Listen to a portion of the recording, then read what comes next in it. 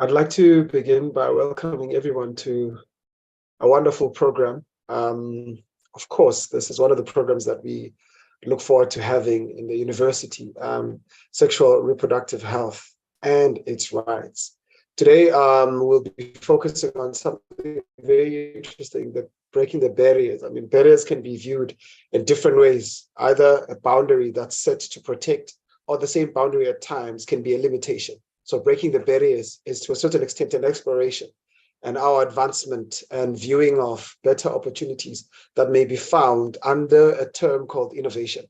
The SRHR Breaking Barriers program aims to address gender inequality, advance LGBTQI rights within higher education institutions by focusing on the unique barriers faced by queer individuals and individuals with disability. The program strives to create inclusive and safe spaces where all students can thrive. It seeks to raise awareness, challenge discrimination, and inform the design of inclusive environments in higher education, promoting a unique university community that celebrates diversity, promotes equality, and provides an empowering educational experience for all students. Of course, one of the major elements that comes by virtue of observing and looking at this aspect of the conversation is the aspect of development and acceptance of other people. Some individuals have a tendency of struggling with in our conversation, we'll be looking at ways in which we can make this a possibility. At this point in time, we'll move to inviting Kenneth. Kenneth is going to be doing the introduction of this particular day, and he's going to be answering the question of why are we here? Why are we here today? Kenneth Galaza. Mr. Kenneth, over to you, sir. Oh, thank you very much, Anele. And welcome everyone to the 2023 Sexual Reproductive Health and Right in Daba. Today's theme is Breaking Barriers, which seems to promote gender equality and LGBTI+ rights in higher education.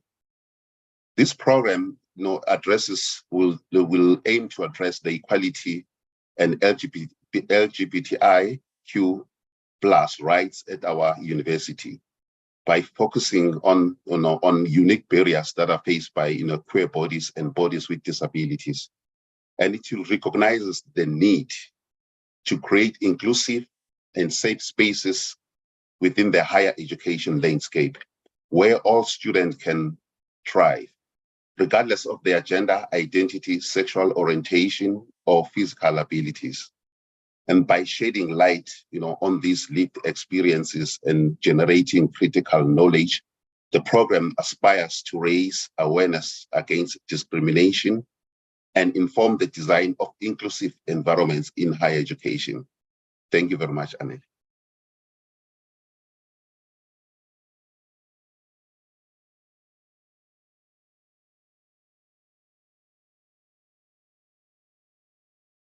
Thank you so much, Kenneth. We really appreciate the progress that the universities are doing when it comes to matters of such a nature. And at this point in time, we'd like to invite Nandi Makaye, Ms. Nandi Makaye, to speak to the theme of this particular day.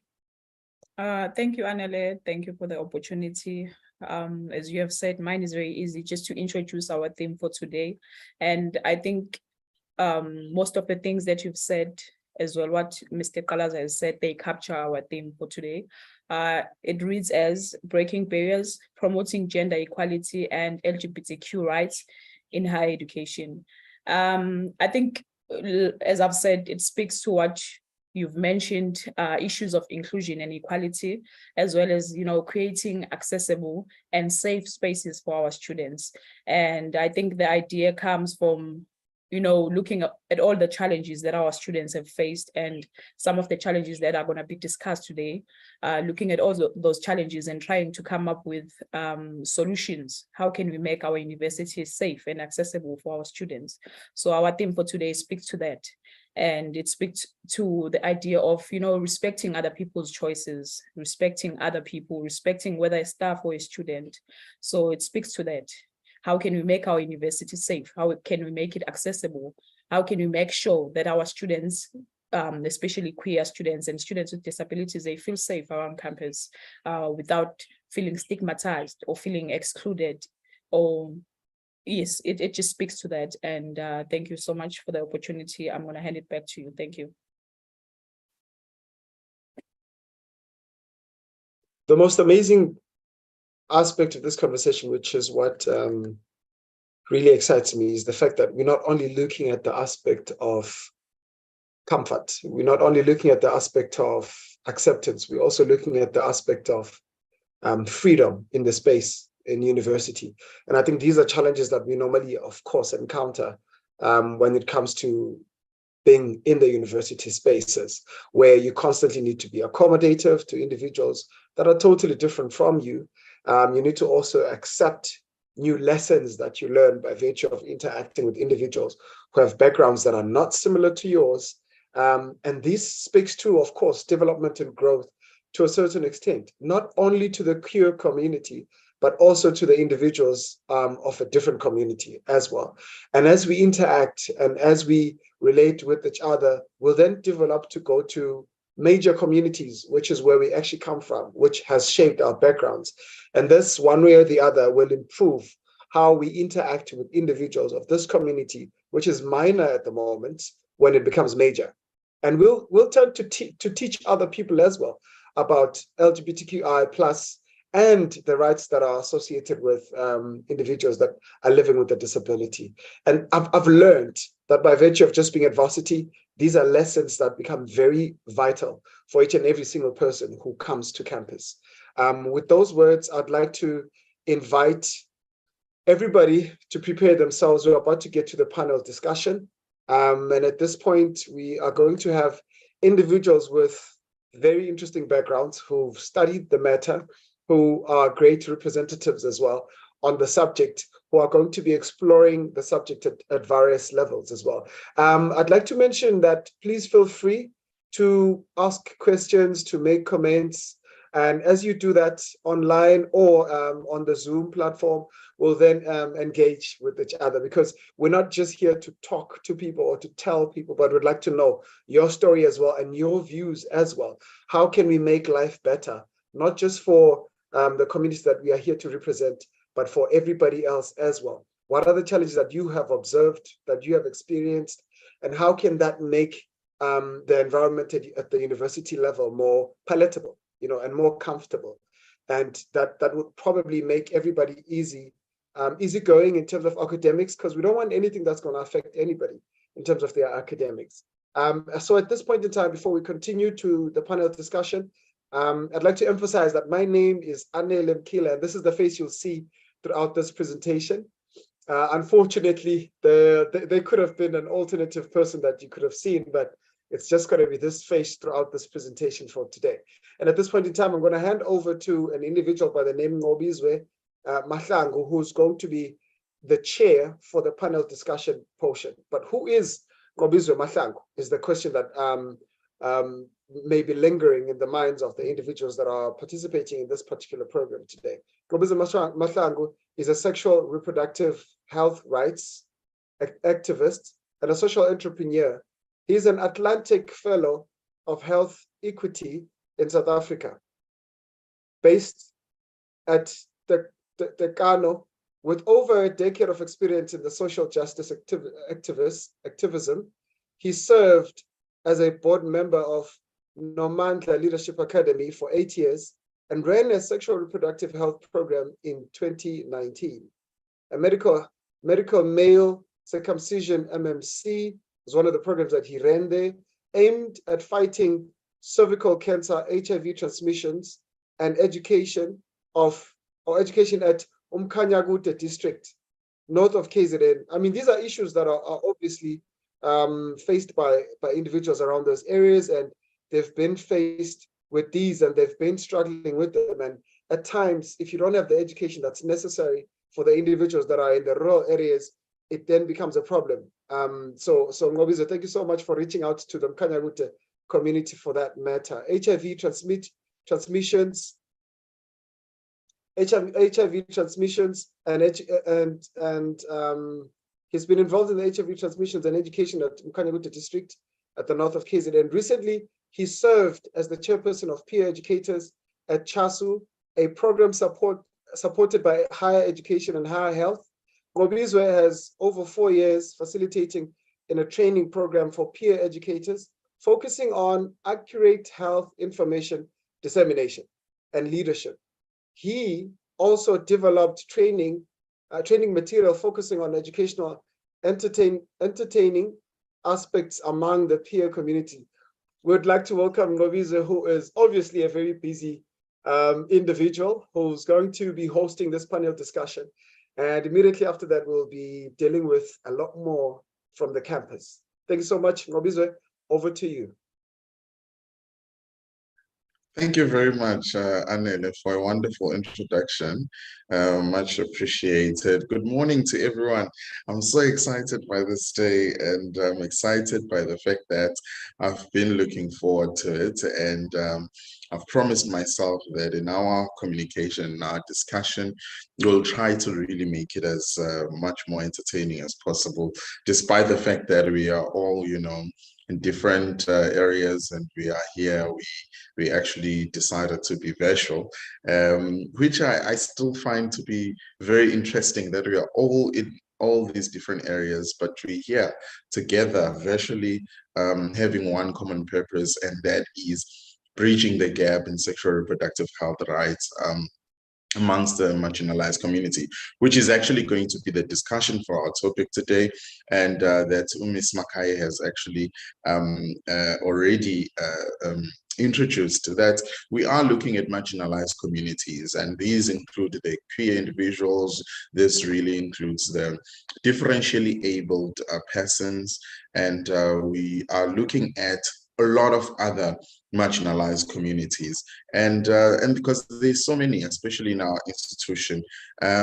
What I'll do now is that I'll actually first start by doing my presentation. After that, I'm going to introduce each speaker as they're actually also going to be doing their presentation. I'll introduce the next speaker, which is going to be Dr. Stephens. I also have Prof. Shalene, and there's also Ms. Mabaso. I know that there is a little bit of a challenge with Tracy, but I hope if she's here, she will all get onto the conversation together. And so I think I'll just introduce my speakers as they actually come in as well. And then after their presentation, we'll divulge into the discussion, which I also hope that you, at the comfort of your own space, will be part of that conversation that we're actually going to be having when it comes to sexual reproductive health rights. So let me share my screen, and I promise you today I don't have, look at this, I've only got 3 slides. I only have 3 slides, and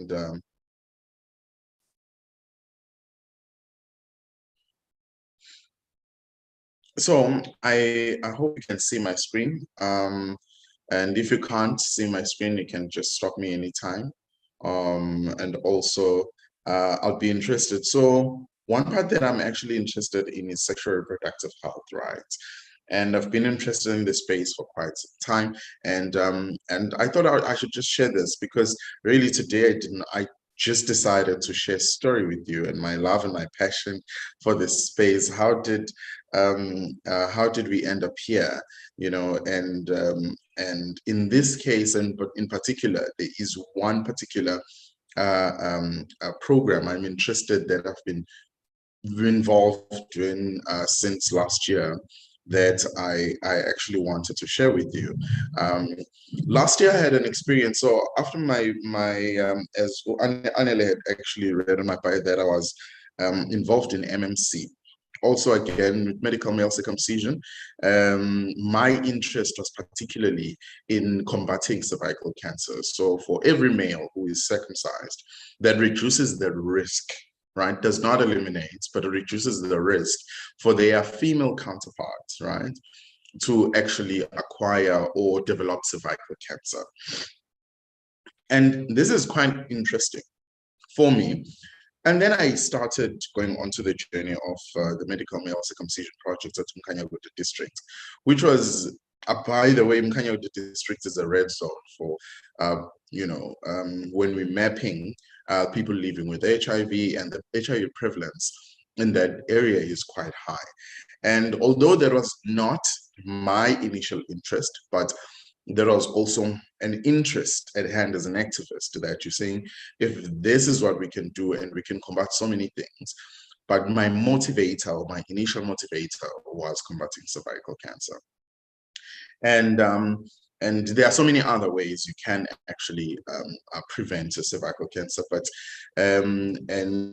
circumcision was just one of the ways we can reduce risk for women.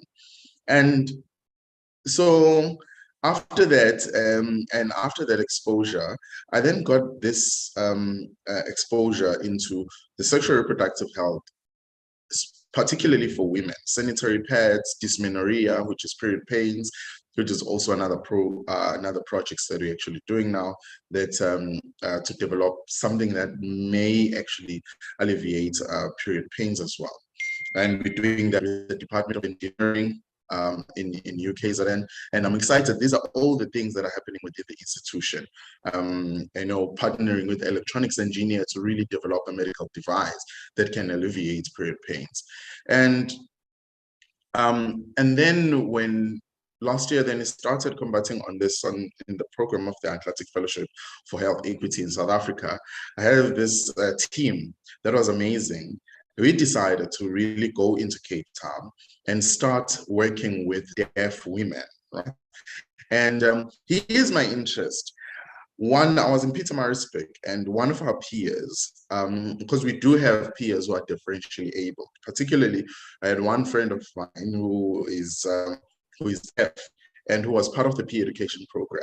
There's a beautiful picture we have, and just at that time, to really understand how the systematic exclusion happens for deaf women, is that we actually just said, and I was chairperson of peer education at the time, I said, guys, let's take a group photo. We all had our t-shirts on.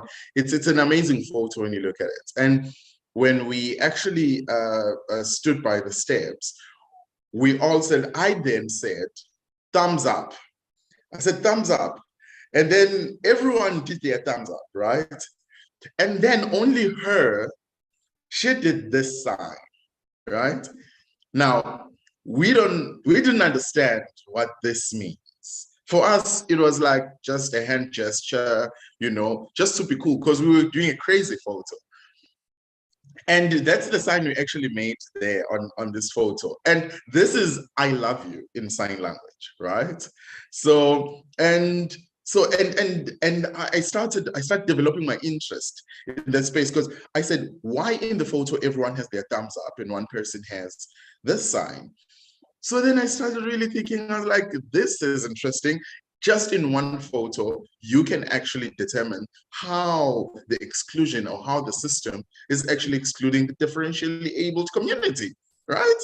And for me, that was quite interesting. I said, okay, I think I need to look into this. So when you're looking for a project to do in Cape Town, I said, guys, I'm interested in deaf women and I want to know more. Why do we have a problem when it comes to how many more problems do we have amongst the deaf community when it comes to access to sexual reproductive health rights? So we embarked with the team, we embarked on a 2-day journey where we actually started having conversations with the deaf women, and we we had 2 days. The first one we were at a school, and we dealt with the young at St. Dominic's School for the Deaf.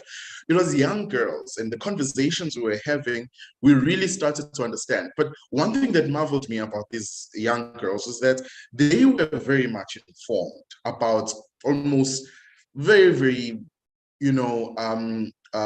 deep knowledge, expressing deep knowledge around the understanding of sexual reproductive health rights. And the younger ones obviously did not know that, but you also would identify that there are still some challenges from parents, as it was so difficult for us to actually really penetrate and find access to this community, because the parents, they don't want their kids knowing or understanding more about sexual practices, and sexual reproductive health. And this is a huge challenge. It's a huge problem. It is 4 times more resistant than just a general school, which is not a special school. And this was also one of the challenges. On the second day, we engaged with women who were from 18 years actually to 69 years. These were 35 women that we actually engaged with. And we started really having conversations with them. And now they shared deeper challenges with us that these were some of the challenges that they had. One of the challenges was that a woman would, they actually don't get consent. They're not able to give consent to medical procedures because of the barrier of communication. This means if a deaf lady is going into a healthcare facility, the doctor is there, wants to find out, would you like contraception? Okay, we are delivering a child now, and the C-section that is actually going to be delivered, it has to be given consent by an individual who is going to be receiving the procedure. But you find that sometimes they sign and they have no idea what they're signing for. The next thing, they are taken to the theater and they did not want a C-section, they wanted natural delivery. Maybe there is a reason or there was an indication, but they're not informed of that particular complication before taken to theater, right? These are some of the things, and which also comes to the questioning of the ethical practices of healthcare workers when it comes to dealing or providing services among the deaf women. And this goes as far as someone's tube or the deaf woman's tube being tied, because the doctor is now making a decision on the best interest of the patient to say, I think it is best for her because maybe the child, for whatever reason, maybe the child that she has is the 4th child and she is not able to identify the father because, the perpetrators are taking advantage of these women, and sometimes they fall victim of rape. They're not able to report to a police station because there is no sign language interpreter at the police station. Even when they get there, they don't find it successful. Sometimes they don't even have the knowledge that they're supposed to report within 72 hours to the to facilities that can actually assist them in collecting evidence. So the cases for deaf women are much more deeper than the challenges that we actually just see, right? And that is what was actually very painful to really understand and to really uncover, that the challenges faced by deaf women is far, far, far deeper than we think. The part about communication and challenges, but there are some interventions that are actually happening in our communities. Particularly in Cape Town, there's DCCT, which is the deaf community of Cape Town. They provide HIV counselors for the deaf community. And, excuse me, and this is one of the things that really interested us within that space. And that's when we actually took an approach to say, we are going to take on a project, and because these were findings we got last year. So this year we started on a program to say, we want to train more deaf women who are going to be HIV counselors, who are going to be recognized by the healthcare system. And that's the program we actually are working on right now, to actually really have deaf women being incorporated into the healthcare system so that they form part of a very crucial system or that actually makes decisions about their and how they actually are governed. You know, exclusionary systems we saw with so many, sometimes there are some advancements that are happening in there are some advancements that are happening in the healthcare system that we're no longer going to say, we're no longer going to present or to just call people one by one. They use the audio intercom system. Now, the use of audio and intercom system is also an exclusionary part, because how then does one come back and say, how then does one listen to an intercom system when it says number 44, if you're given a ticket and you are number 44, and the intercom system says number 44, and they are number 44, but they can't hear the intercom system because it's not talking to them, it's not addressing them, it's not customized for them as a patient in a healthcare system. So, and this was, and the lack of the sign language interpreters, we found that there was, and confined within the Western Cape, there is also another app that they actually use to request for an interpreter who is going to come and actually mediate between them and the healthcare worker. You just need to secure an appointment, you go there, and then you request and you book for an interpreter.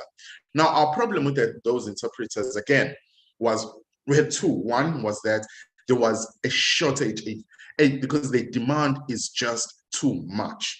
And secondly was that the interpreters are not trained around the issues of consent and confidentiality.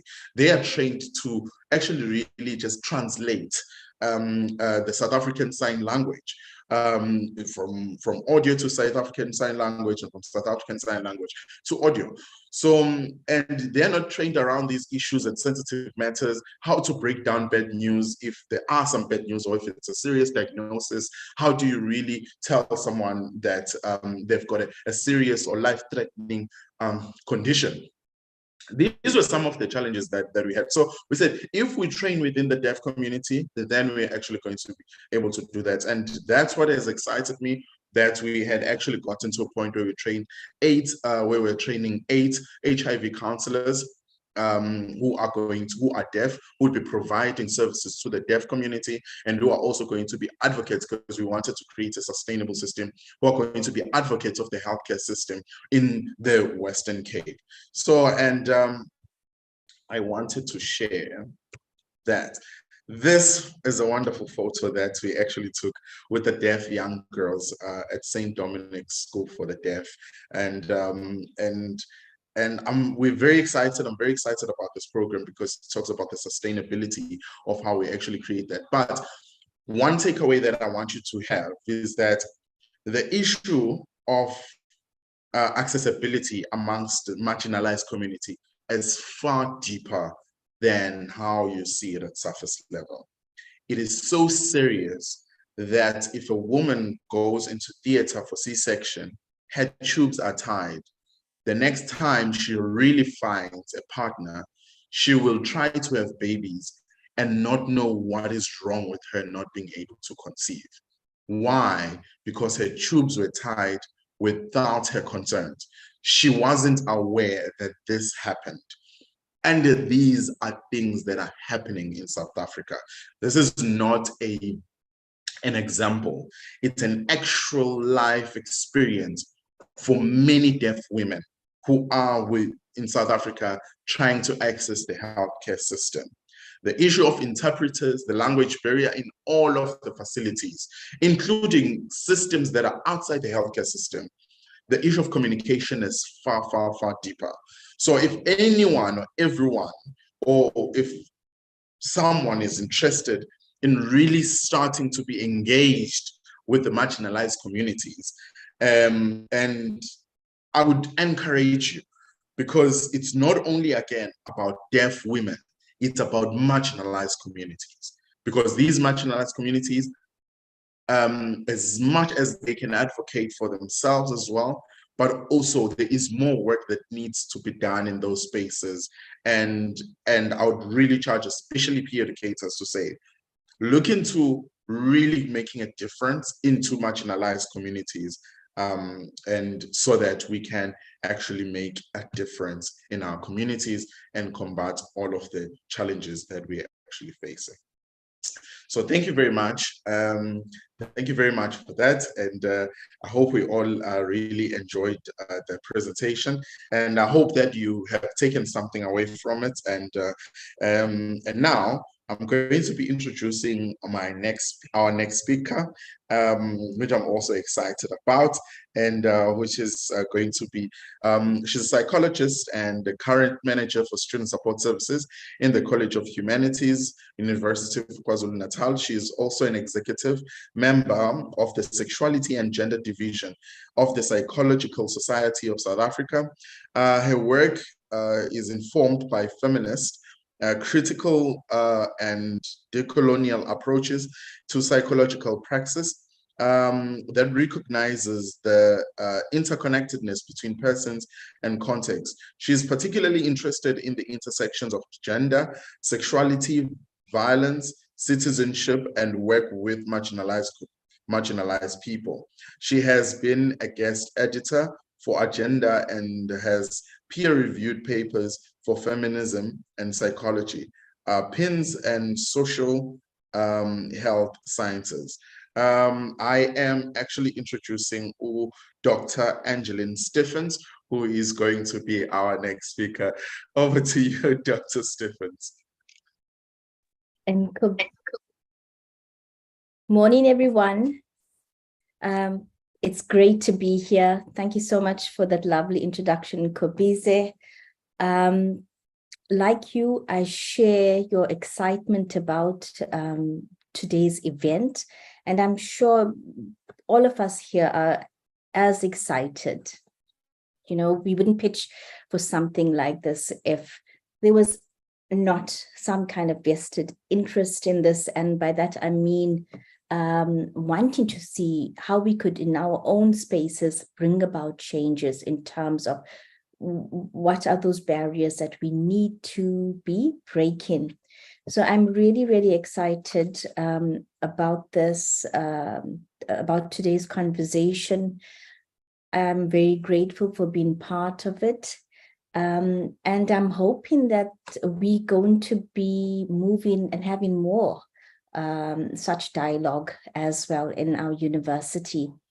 Incredible work that you've shared as well, in Kobize. It really, really makes me very happy to hear this, because there is such a lot of silence around marginalized identities and the experiences of people who either belong in to those social categories or are perceived to belong there. So I'm going to have a very short presentation as well. And I'm going to share my screen with you all. You will note that I will speak to my slides. I won't read them. So I'm sure that you all will be able to read my presentations. Just going to move my,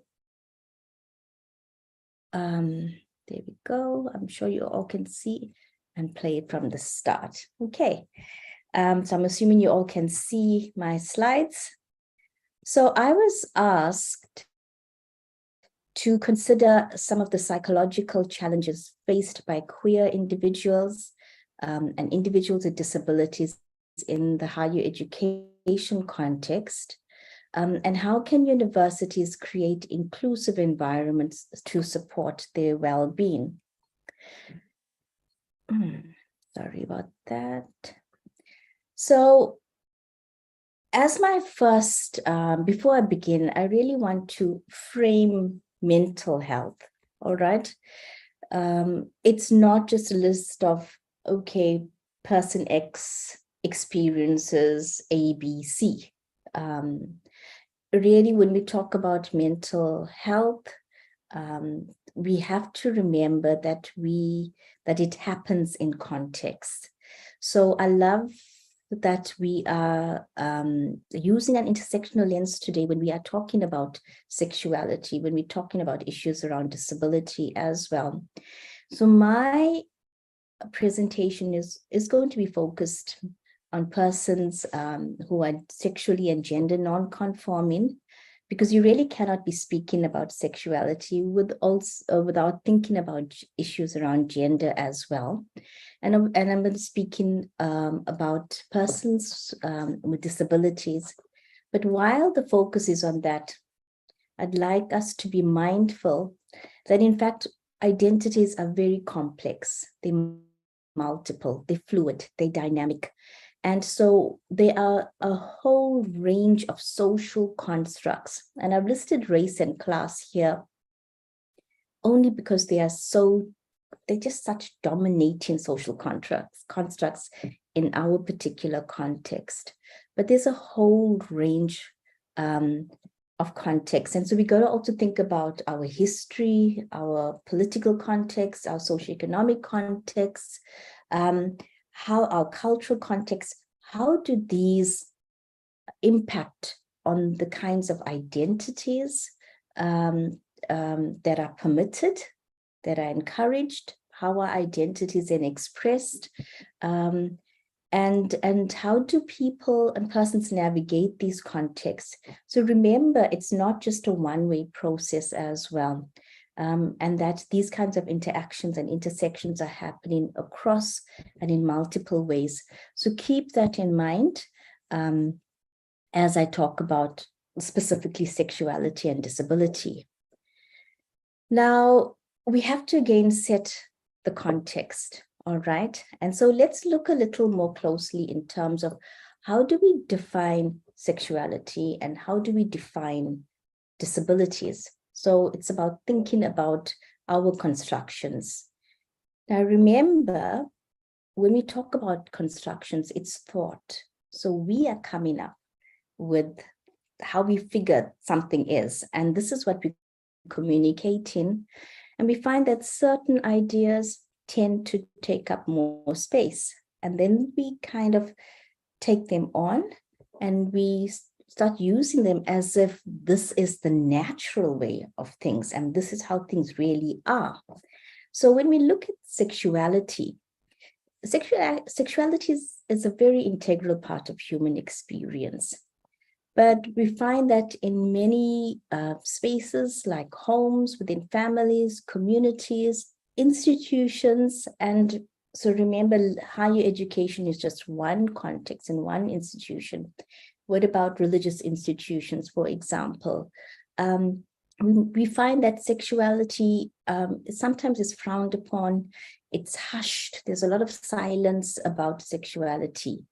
And so we're speaking a lot about sexual and reproductive health, and that is one component of sexuality.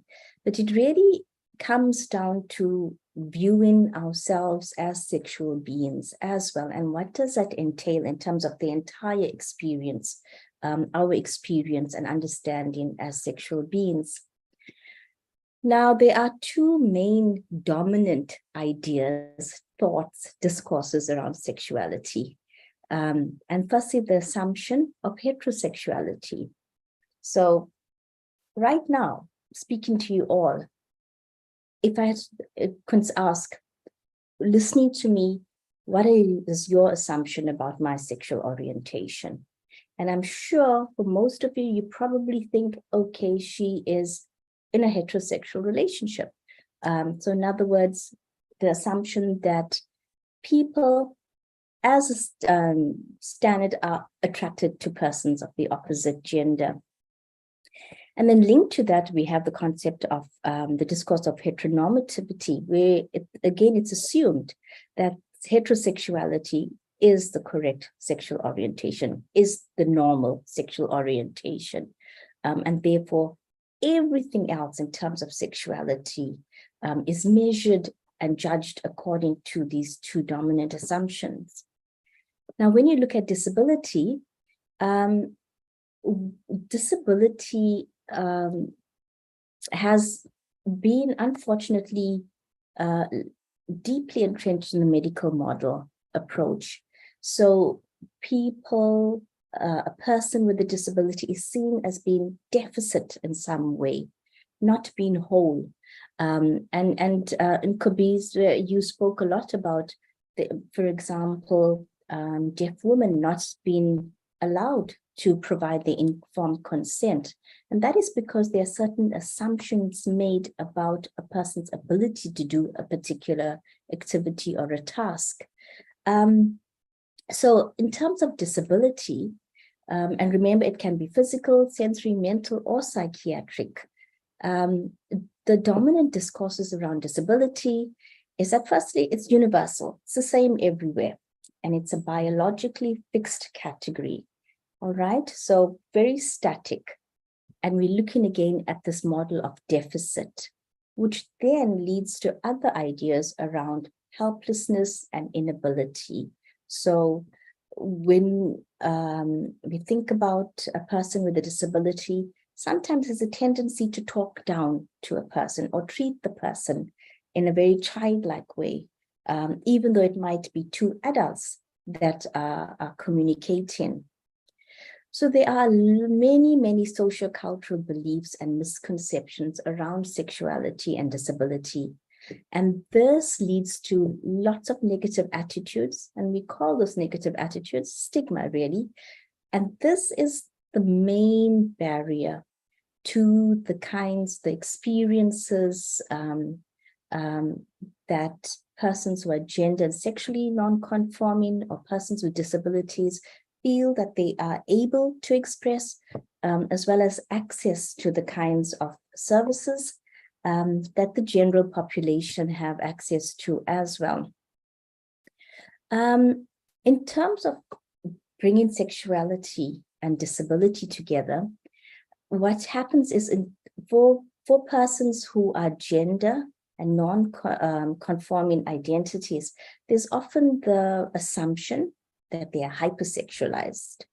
So if I had to introduce myself as a lesbian, for example, and I enter a room with other females, there's a sense that, okay, I'm going to go after all the females.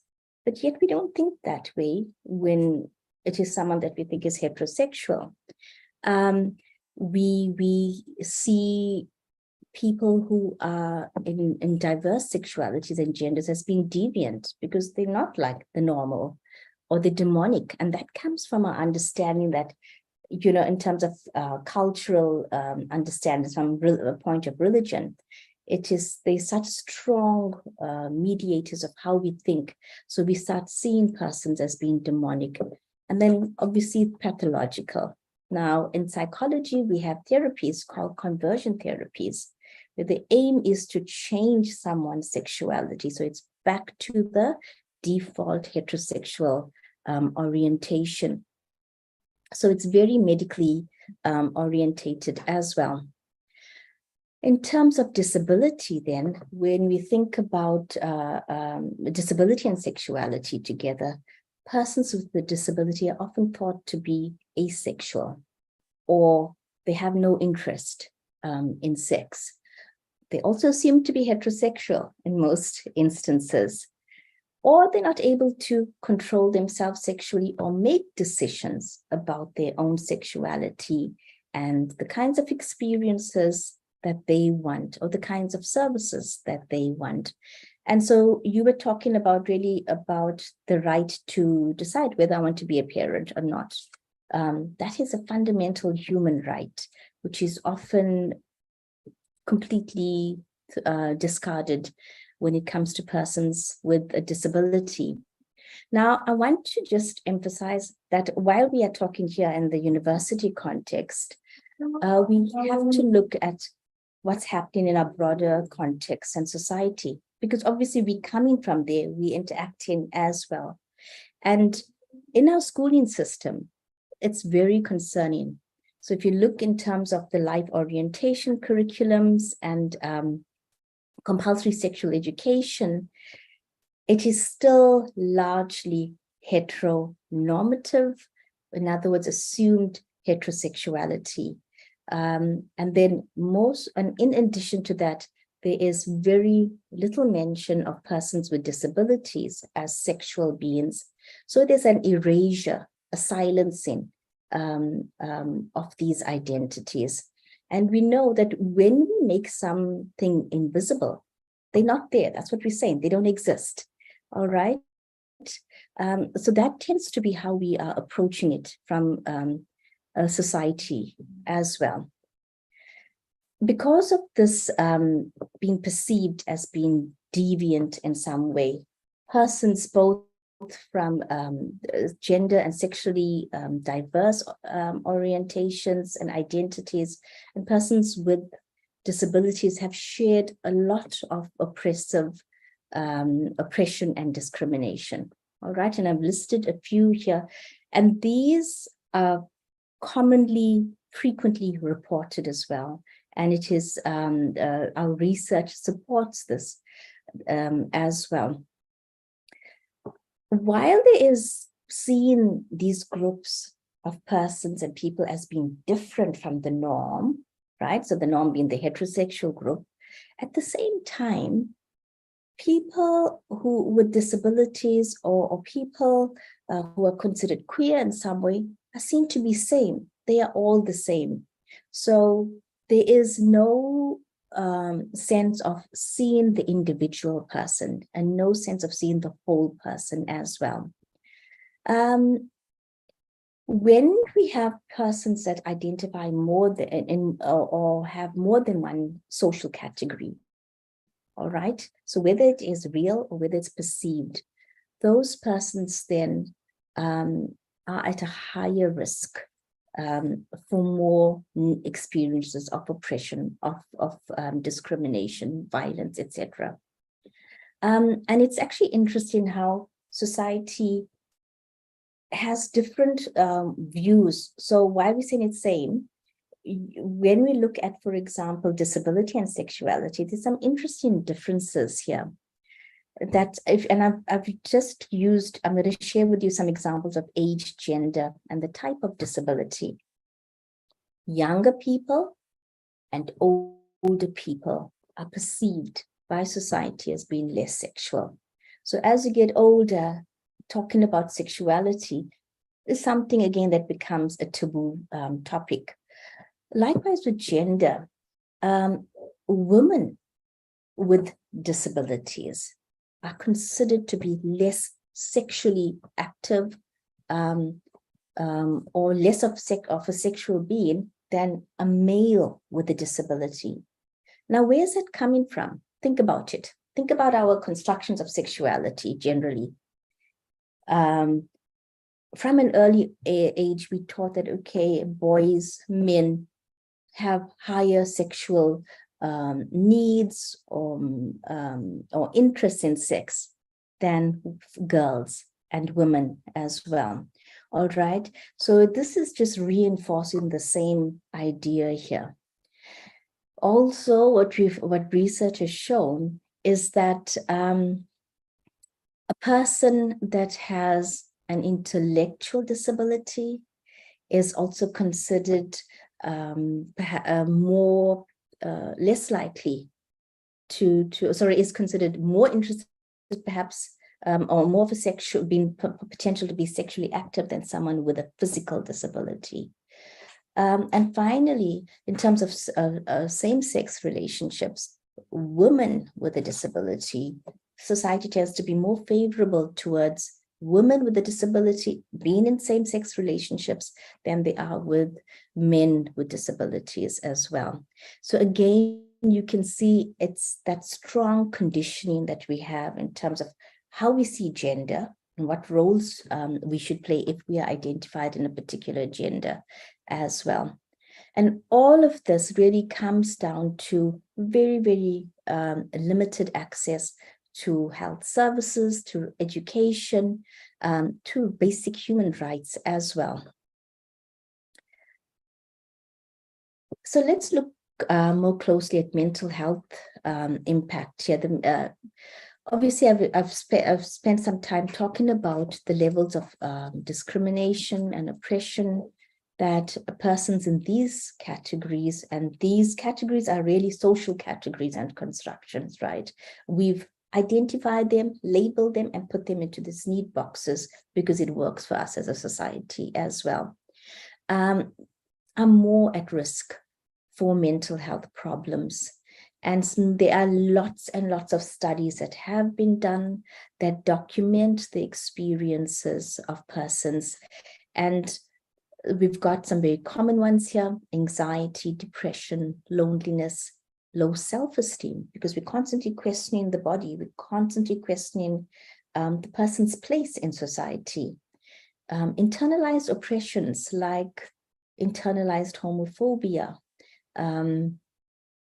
There's minority stress, all right, where because of social prejudice and discrimination, because of the cultural and socially status that's given to persons in this category, they're seen as being inferior as well. There's often a sense of fusion in relationships as well because of this. So if I'm in a relationship and I feel the whole world is against me, I'm going to might have an over-dependence and reliance on some other person as well. There's symptoms of PTSD, self-harm, substance use, suicide ideation, suicide attempt, and in many instances, there's also completed suicides. So very, very serious mental health risks. And like I've mentioned earlier, if there's a person that has multiple identities and belongs to multiple social categories, the risk for mental health problems increases, but also the risk for more severe mental health problems. So how do we address this? What can we do in our respective spaces? And when I was did the slide, I was thinking particularly about UKZN, and because we're here, and what can we do at UKZN? So UKZN has, we have some really good policies that are as good as, when you think about our constitution, we have one of the best constitutions in the world. And we have a lot of laws that protect individual persons. So we have to ask the question, where are we going wrong?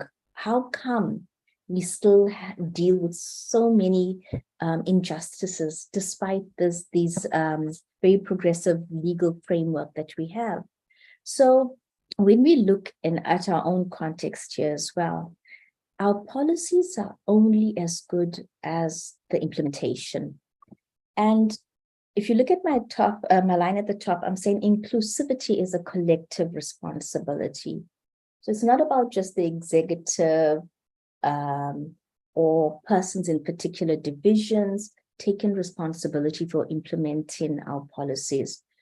That task actually rests with every single one of us. And that's the only time it can become effective. The policies that we have, but we do have a good foundation there. Then it's about creating safe spaces. And when we talk about safe spaces, I'm not talking about just a space being safe for my physical safety, but I'm talking about a psychological, a space having psychological safety. So that means in the space, I feel I can just be Angeline without there being judgment, without there being any kind of negative consequences. Obviously, inherent in that is the assumption that I'm going to also behave towards other persons in a manner that respects their individuality, that respects them as people as well. So to be able to create the psychological safety, we have to create environments that are conducive in terms of dealing with negative attitudes through the fair and consistent enforcement of policies. So it's about building that trust in our environment. We've got to have strong support systems. And I've got a slide after this just to show you, talking about professionals that work with persons with disabilities and gender and sexually non-conforming persons as well. Some things that we keep in mind. We have to have strong advocacy and awareness campaigns. So in Kobe's, where we in your presentation, you spoke about now including deaf women in terms of working in the healthcare system, right?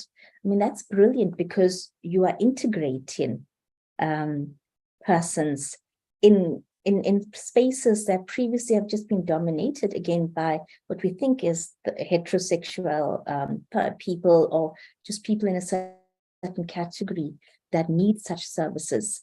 So if you think about and just look and do a bit of a quick survey at some point in terms of the posters that we produced for events, how representative are our posters of staff and students at UKZN, for example? What about the language that we use? Do we still say he, she all the time? And if you go back to our documents, it tends to be that. So as soon as we say he, she, we're already talking about a very limited gender binary as well. And that implies certain ideas about sexuality, for example. So we need to then be very conscious of what we produce, right, through our language, through the visuals that we use. And that includes our curriculum as well. What is the content of what we are teaching about as well? What are the research activities that we support, that we engage in? How do they all contribute to this conversation where we really want to dismantle these barriers as well to inclusion? So we have to have more opportunities like this where we can speak about these barriers to create that kind of awareness. But there also has to be opportunities for interacting with all people, really.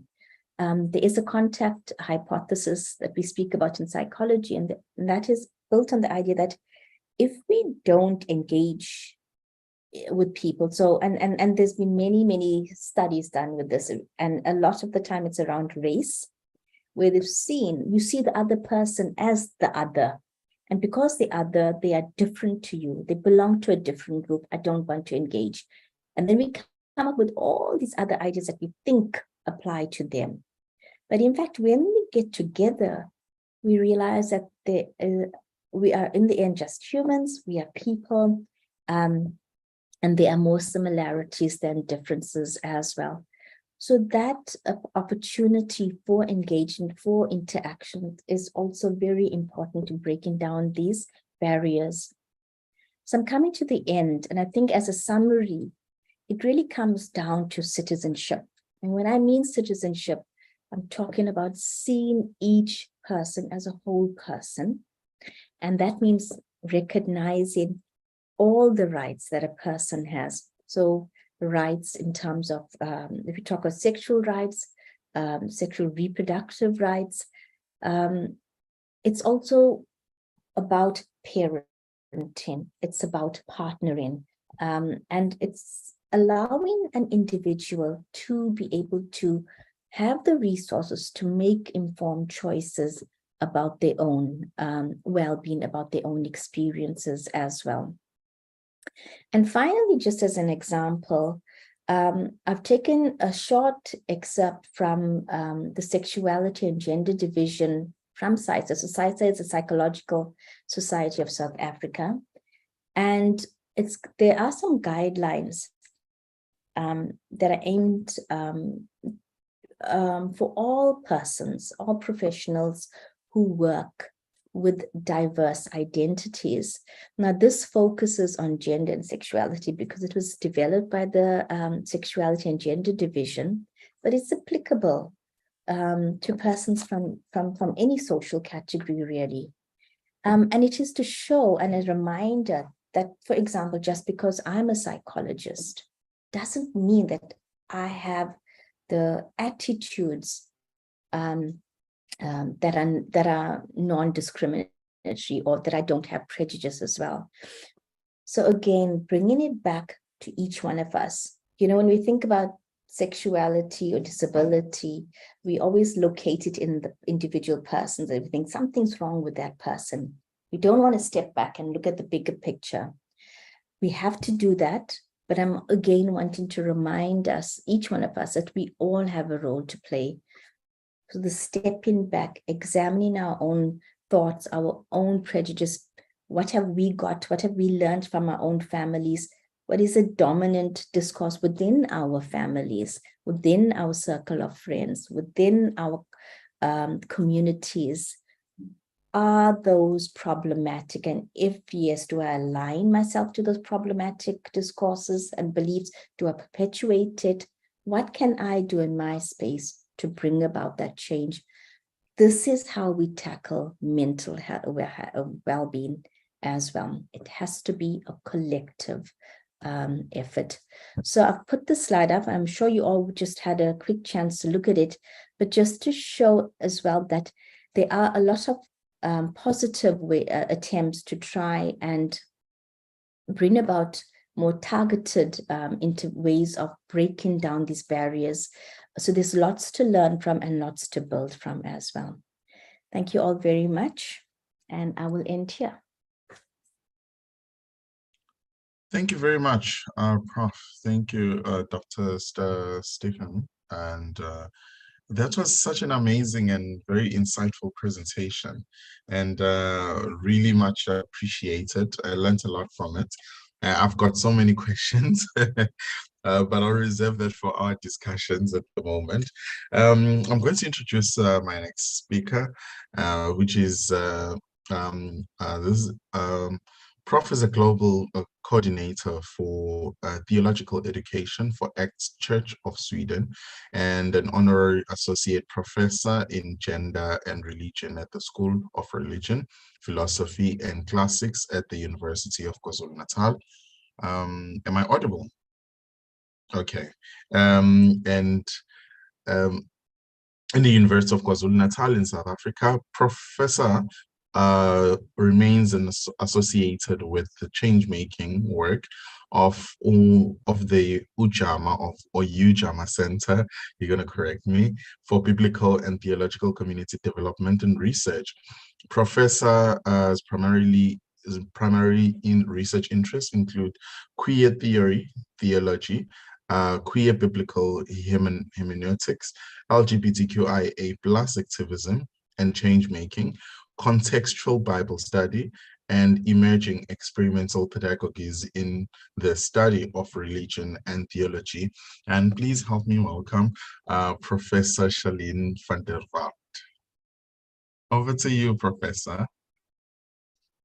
Kobizwe, thank you very much for the introduction, and colleagues, thank you for the opportunity to join you. UKZN has got a very special place in my heart, and I'd like to thank my PhD student Nandi Makaya. Thank you for coming up with this plan and for conspiring with colleagues and with friends to make this event possible, and also thank you for inviting me personally.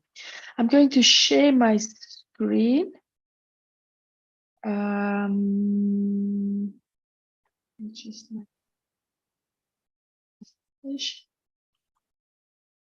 there you go. So colleagues, thank you. It's great to be amongst you. As my bio reads, my name is Charlene van der Walt. For the last 7 years or so, I was the head of the Gender and Religion program at the University of KwaZulu-Natal on the Pietermaritzburg campus, hosted within the School of Religion, Philosophy and Classics. And I have recently moved to a position at a global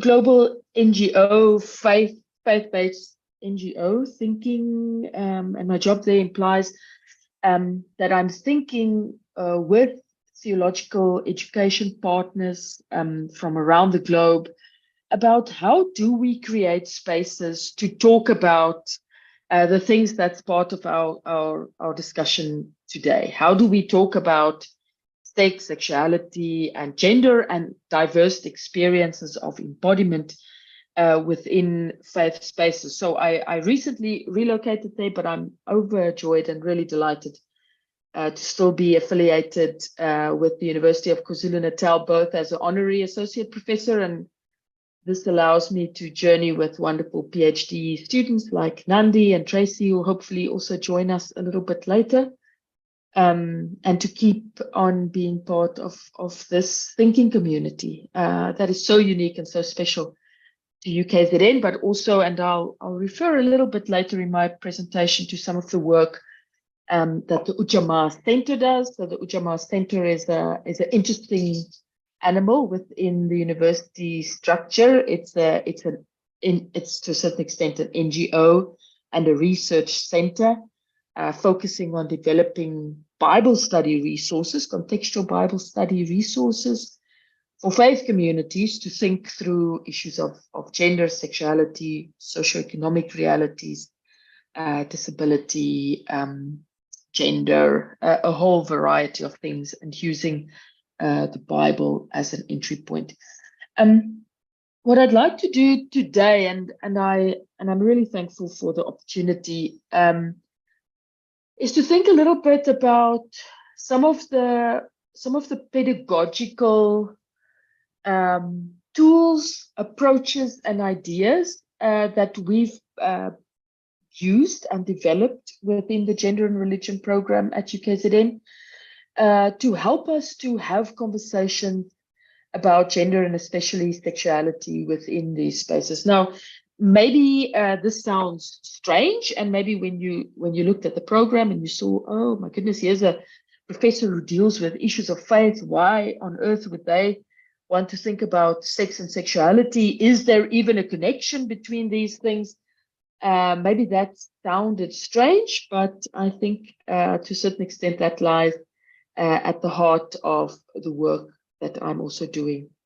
So I think if most of us were to think about some of the barriers or some of the things that prohibit us from having more comprehensive conversations about real embodied experiences of sexuality, I think we'd probably pretty quickly boil it down to sort of dominant cultural understanding. So saying, within my culture, it is understood, and that refrain you've probably heard, within my culture, this is how men behave. And within my culture, this is what marriage implicates. So culture is definitely one part of it. And then the other refrain that you've probably heard is according to the Bible or my reading of the Quran, or in our faith tradition, this is how gender and sexuality has been understood. And probably one of the biggest voices inhibiting conversations around especially LGBTI lived reality comes from the landscape of faith communities, right? That says, well, the Bible says it, I believe it, and that settles this. There's no more conversation to be had. So I think if you navigate the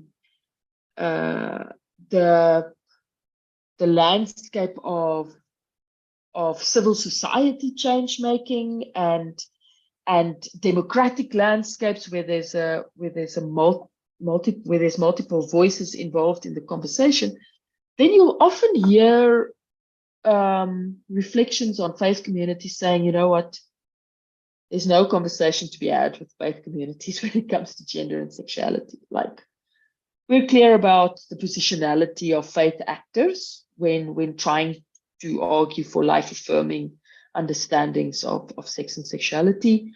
We know where faith actors are, and therefore there's no real conversation necessary. Like, let's ignore faith.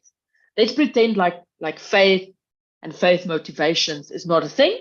We just ignore it, and we try through humanitarian actions or through civil society interventions. We try to build the democratic capacities, and we just ignore faith.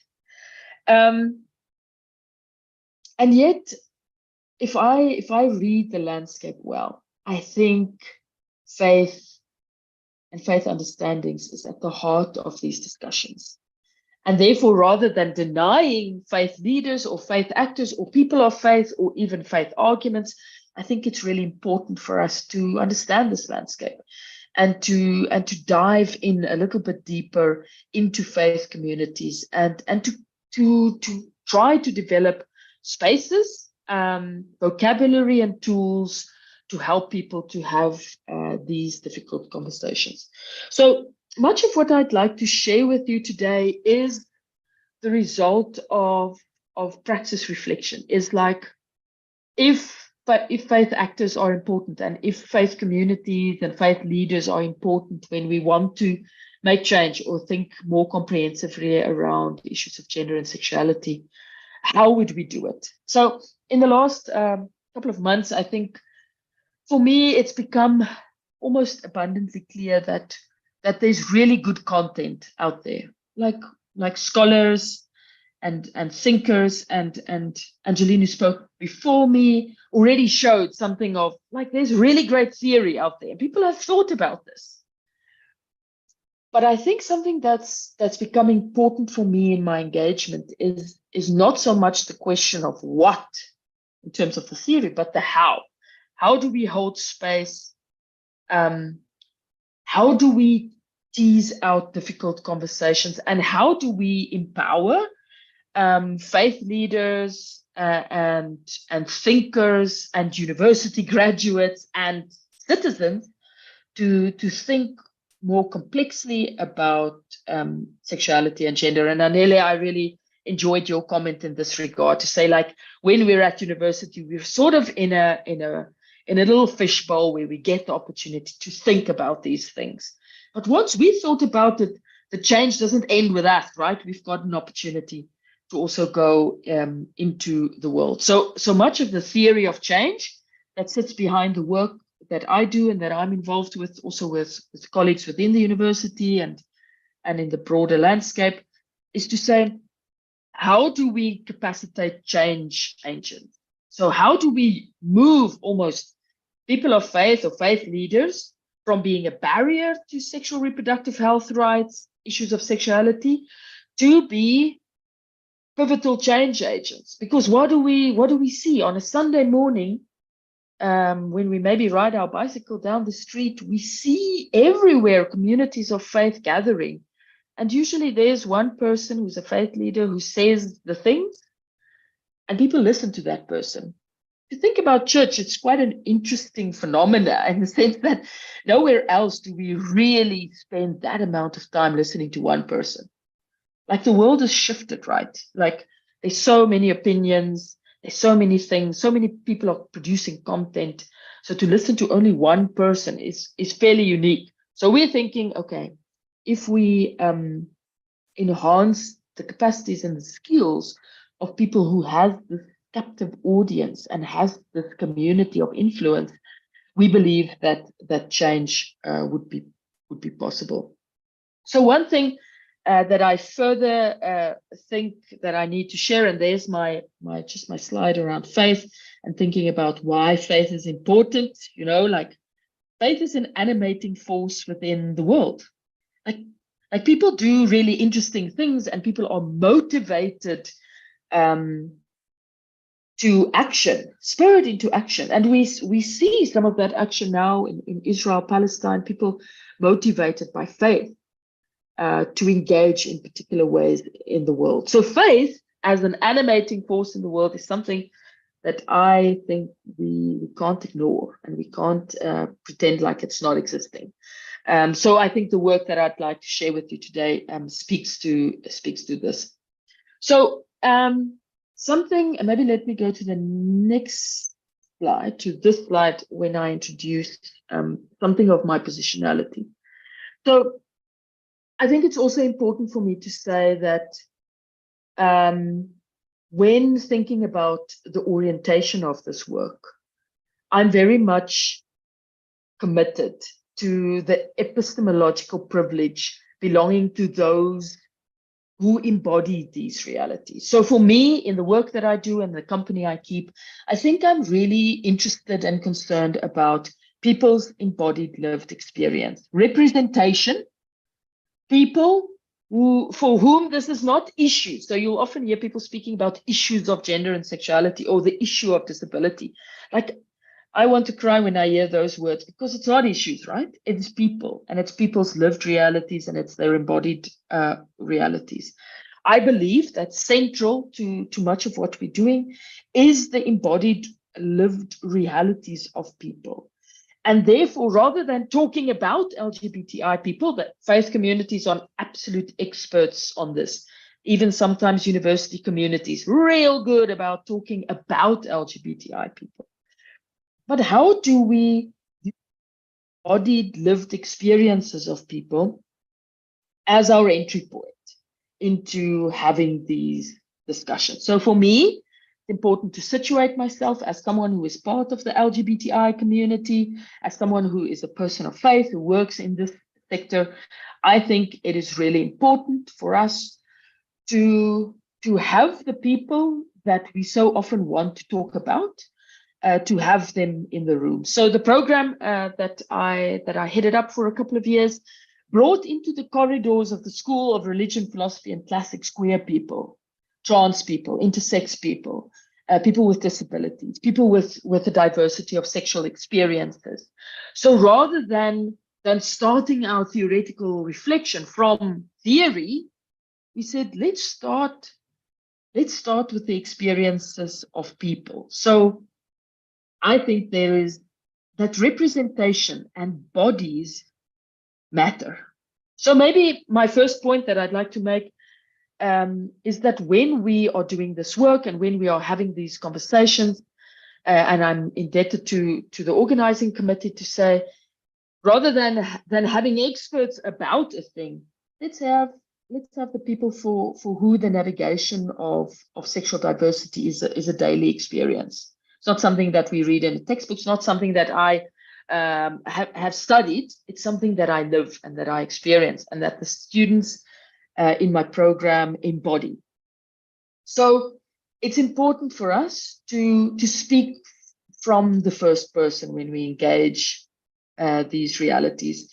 But then there's also power dynamics, of course, that comes with this, to say, okay, so what are we doing here? Are we inviting activists? Are we inviting change leaders to come and to share their experiences so that others for who exist in the norm, so that they can be educated? Is that the point? Should queer people like myself come into this spaces, come into academic spaces, come into global events and perform my pain so that people can realize that LGBTI people are people, that people of faith can say, oh, it's not a disease. And Angeline helped us to think about sexuality being framed within the medical model, that it's not a disease, but that it is people's lived experiences. So while saying that it's important to have people who embody these realities in the room, I think it's also important for us to think a little bit through the politics of representation and what it means when we bring people for whom this is a lived reality, when we bring them into the room.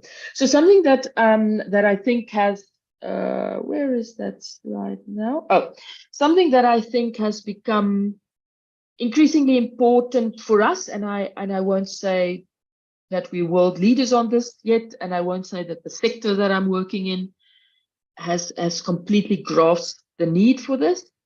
But when we think about LGBTI people in faith contexts, activists, when I think about my students within the gender and religion program and the sort of research work that they're doing, like drawing on their own experience when thinking about issues of sexuality and gender, then I think the importance of support and care is central. And therefore, I'm so delighted that Angeline spoke before me, and the incredible work that the student support services are doing on our campus, to say, how do we accompany those for whom this is a lived reality, and who bring their embodied experiences to the process of knowledge production and the creation of theory. I'm highlighting this in the beginning because I think it is something that's really important for me, but I'm also raising it a little bit as an imperative to say, it's one thing for us to talk about these issues and then this afternoon to go on with our lives and and have a good time. But for some people, these aren't things that you can switch on and off. It's a daily negotiation of a diverse embodied experience within a normative world. So just think about it. Like every encounter, every time you get into a taxi, or when you enter a gym, or when you go to the shopping mall, and your body represents something that is counter-normative. Like I can't look at you and put you in those neat categories. Every encounter is, you know, is a possibility for confrontation, for pain, for hurt, for violence. And we see this especially within our country, with the incredible high levels of gender-based violence, and then more specifically also of homophobic hate crime.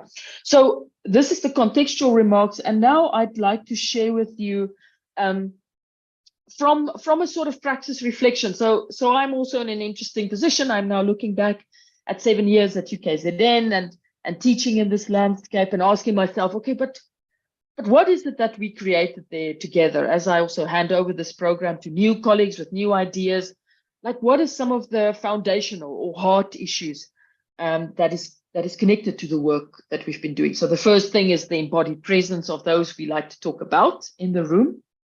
And then I'd like to share with you some examples. These are not all the examples, but these are some things that I think within a pedagogical space, because that is what I was asked to do today, to think a little bit about pedagogy, our teaching and learning activities, when we try to center the experiences of LGBTI people, or when we want to talk about intersectional issues of diversity, embodied diversity and sexuality and gender. All right. So one of the first things that I think I realized, and maybe this is something that you've also experienced, is that it's pretty hard to talk about sex, sexuality, and gender. It's hard to find the words. It's hard to have a good vocabulary to talk about these things.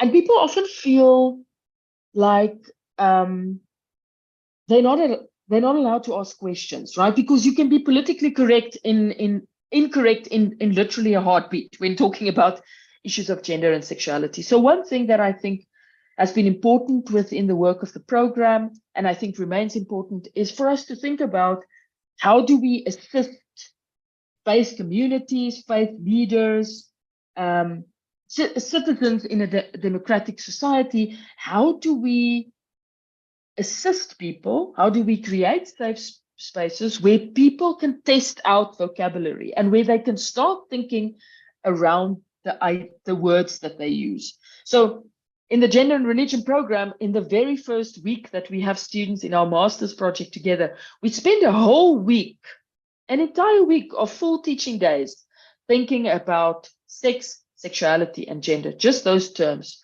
We sit with each other, we don't let each other go. We have robust and hard conversations, thinking through the terminology of LGBTIQ, thinking about sex, sexuality, and gender, what it means in different communities. And I think I just had a call this week from a student who walked into a Bible study group, and then the people said, "We're not going to read the Bible today. We want to talk about this issue of gay people in the church, like what is going on." And she said she had this immediate feeling of, oh my goodness, what will I say? And then she remembered this week in our course where we just told each other, like, breathe, create a little bit of a pause, and allow people to ask questions and be wise in holding the space and think with people through the way that they use their language. So the first thing that I think is important is vocabulary and developing spaces where we can think through the vocabulary we use. Secondly, and I'm not going to spend a lot of time on this, Angeline has also helped us to think through the systemic realities, right? To say, like, we see individual experiences of violence or hate crime, and we're like, oh, we need to engage with it.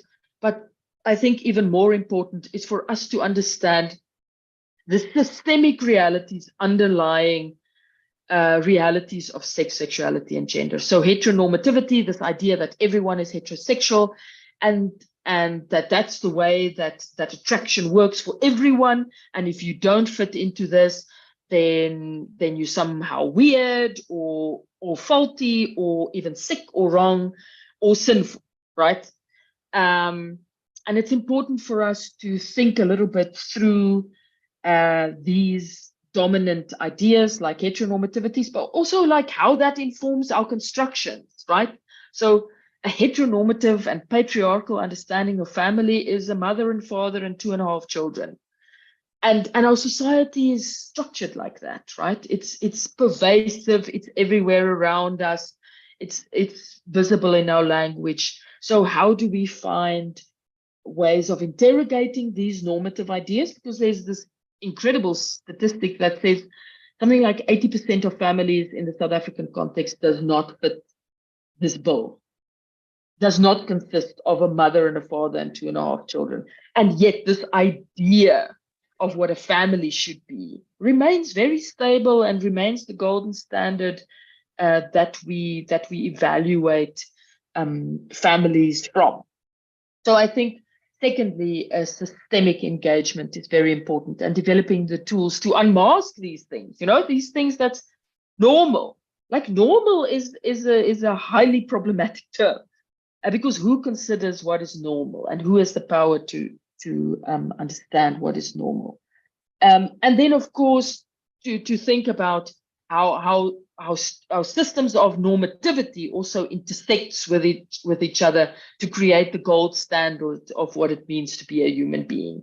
And we find expressions of this in masculinity and in ableism and in certain gender constructions, that there's these ultimate ideas of what it is to be a human, and all of our others are just running around trying to fit into that.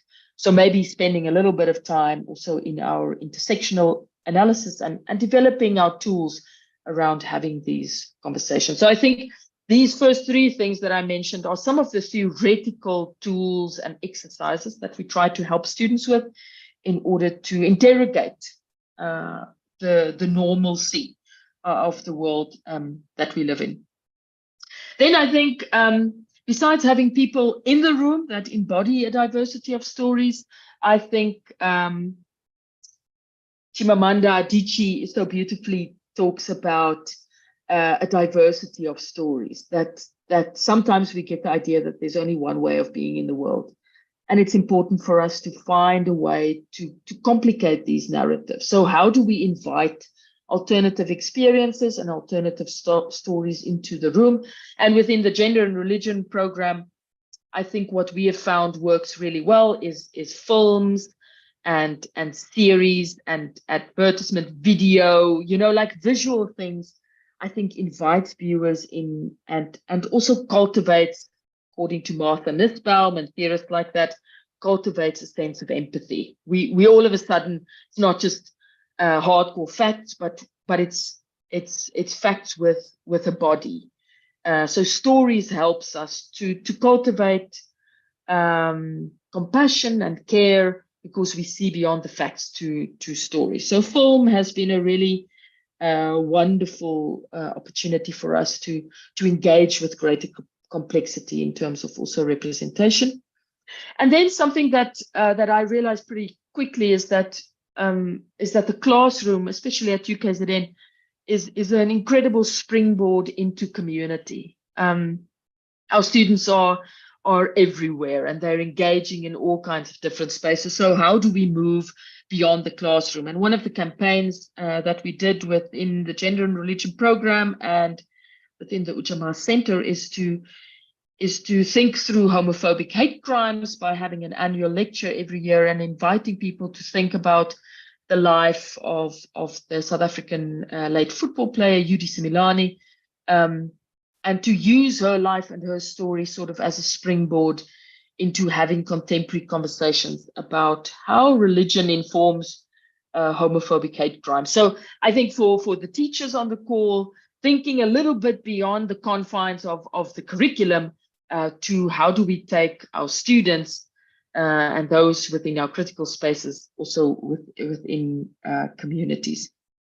Then I think something that is a sort of a earmark of the Gender and Religion program is that those who teach within it and those who engage within the program, they don't all have to have a doctorate and come from academic spaces, but we have been very deliberate in partnering with NGO organizations, with civil society change makers, and to say and to give body to something of this decolonial charge that knowledge is created in other spaces as well, right? It's not only the books that the men in Europe write that has knowledge, but it is our experiences and our change-making activities also brings in knowledge into our spaces, and we need to tap into that in our higher education system. So it helped us to move, to set up something of this complexity between theory, and in theory remains important, but also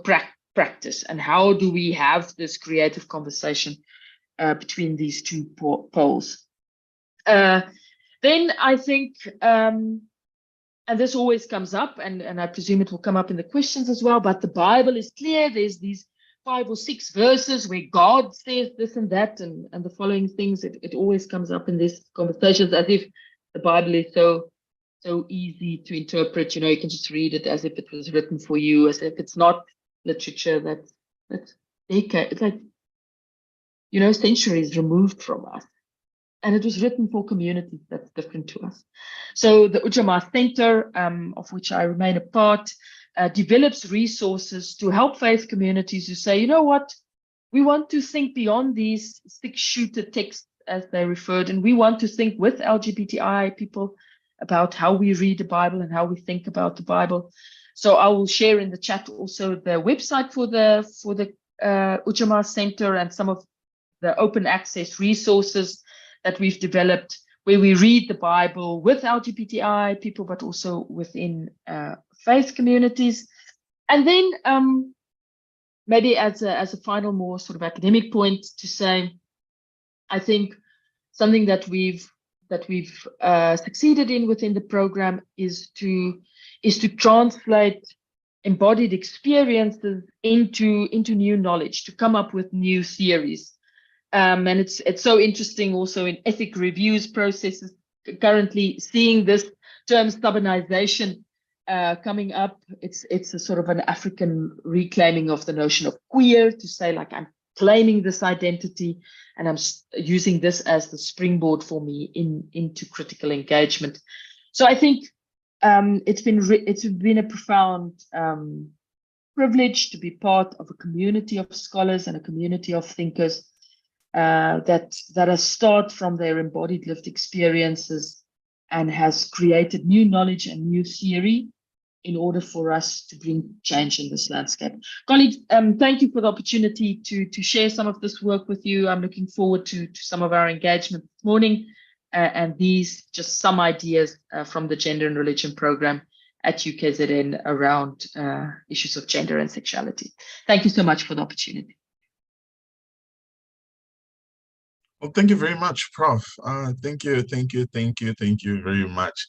That was a very a good presentation, and really learned a lot there, hearing some big words: heteronormativity, intersectionality, you know, and I'm hoping that we actually are going to be able to come back and ask questions. You know, I was particularly interested by your bio because, you know, I'm a church boy, you know, grew up in church and came to a university institution and started being exposed into activism and all of that. And, you know, and I've got quite a few questions for you as well. And I'm hoping that everyone else will also have questions for you as well. So thank you very much. And in our institution, I'm very excited that we are moving towards that part of gender diverse and really, you know, appreciating the diversity that we have in our institution. Recently, we actually launched our very first gender neutral bathrooms, which are in medical school.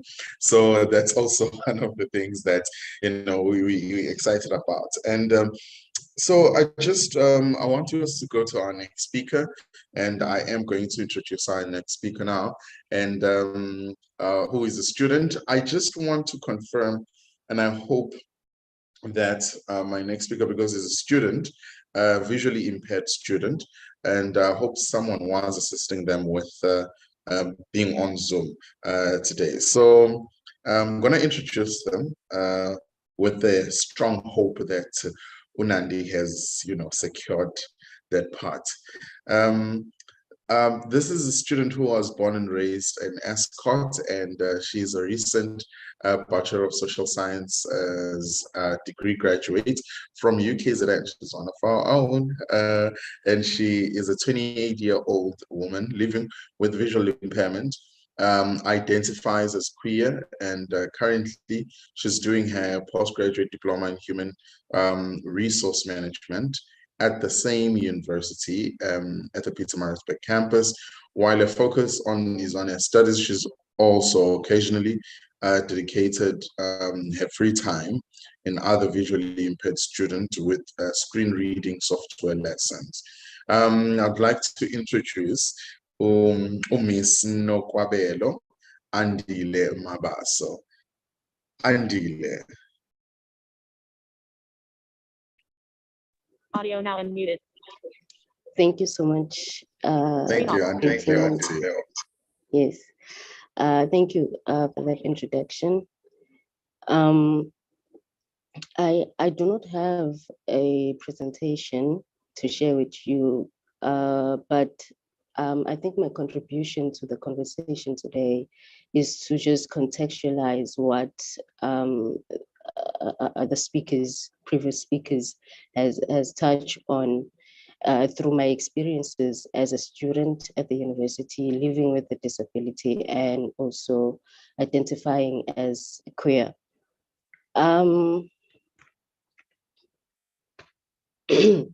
So, I think one of the most unfortunate experiences minority group, marginalized groups experience generally is having to fight off the stereotypes and stigmas attached to those specific groups, and being, or rather identifying as queer and also living with a disability. I have come across a lot of stigmatizations where in both identities within the university, and also generally in society in general. And I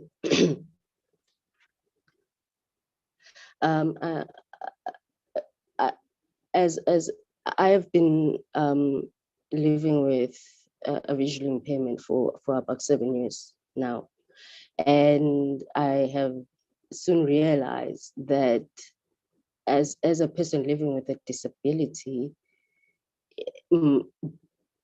I have been somehow separated from having a sexuality. I think Dr. Stevens touched on this matter.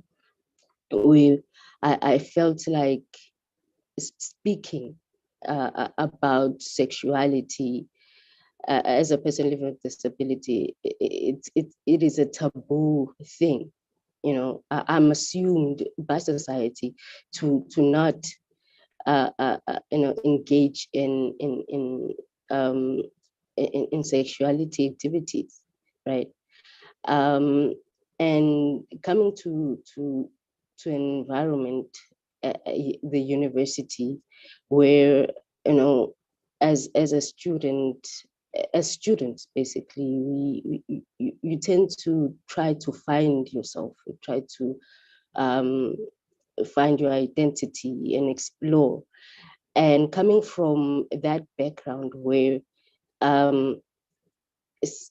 being both or rather being disabled and living, existing in an environment where it allows me to express my sexuality, it's kind of difficult because unfortunately I have internalized that thing that, you know, as a person living with a disability, why are you talking about dating, for example? Why are you even thinking of people in that way? Why don't you focus mostly on you know, on your disability, than to focus on who you want to date and who you are dating, and the feelings you have for particular particular people. It has been hard for me to navigate that uh, uh, um, that environment within the university. But also, what I have found is, as a person living with disability and also identifying as queer, I am conflicted in a way where I feel sometimes that my disability has been, from an academic perspective, my disability is accommodated fully through, you know, the disability unit, and the programs they have there. But when I go to social events, social spaces, it is hard for me to navigate those spaces as a person living with a disability and also identifying as queer. For example, I have recently found, literally last week, um, the that there are forums within the university that speaks to students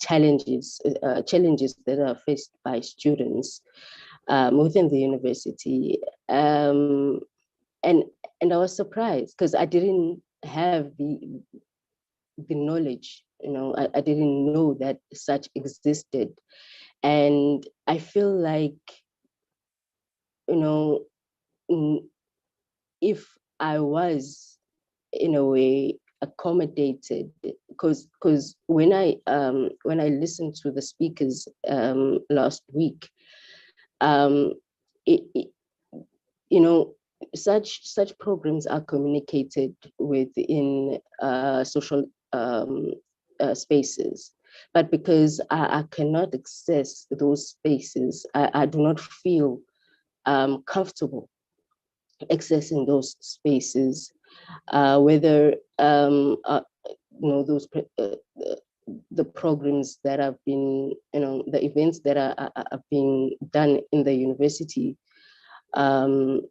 maybe speaks to the LGBTQ plus community, or it's involving other parts of, you know, the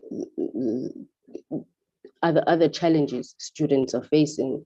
I sometimes feel like I cannot access those programs because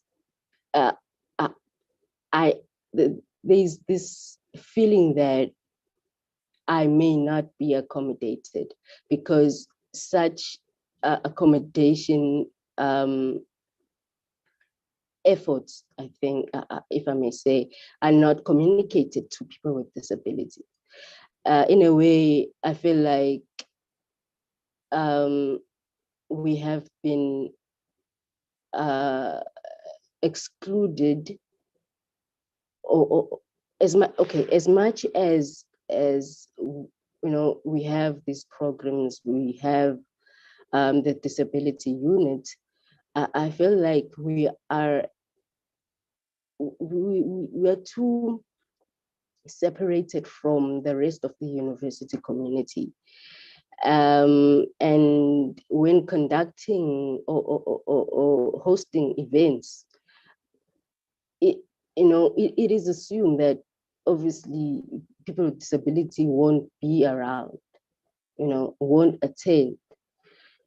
But I feel like if such there are measures taken to accommodate people with disability in those events done in the university, I think we could feel more included to participate.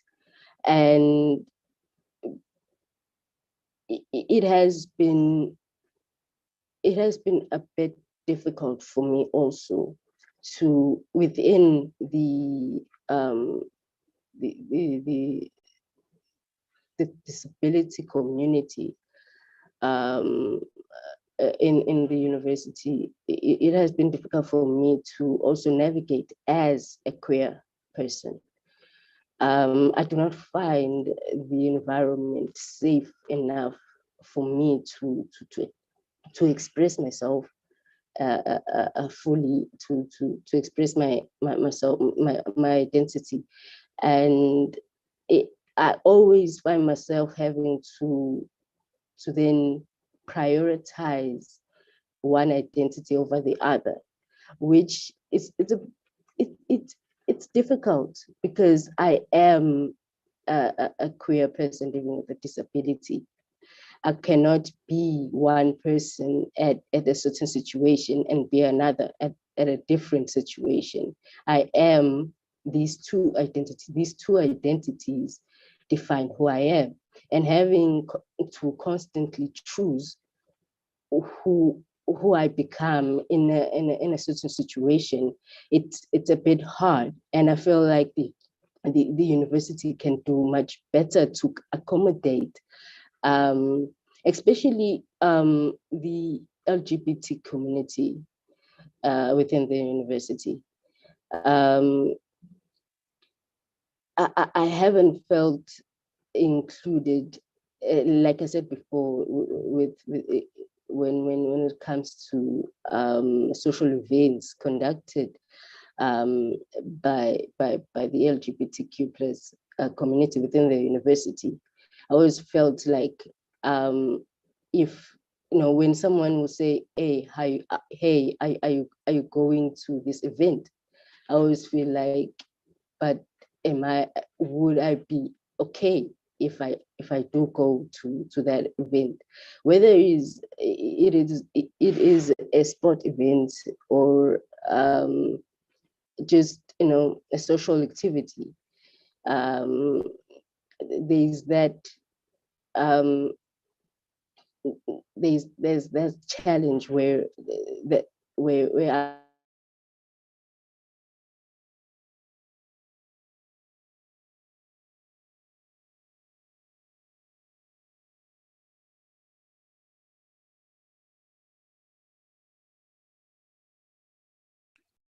I'm not sure if we have lost you there, Andile. Can you try to reconnect? We're not, Andile, if you can hear me, you're currently not audible. Can you try to, okay, you're back. Yes, I'm so sorry.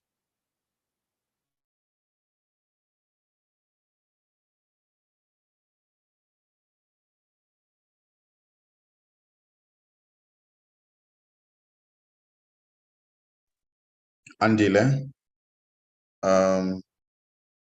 Andile?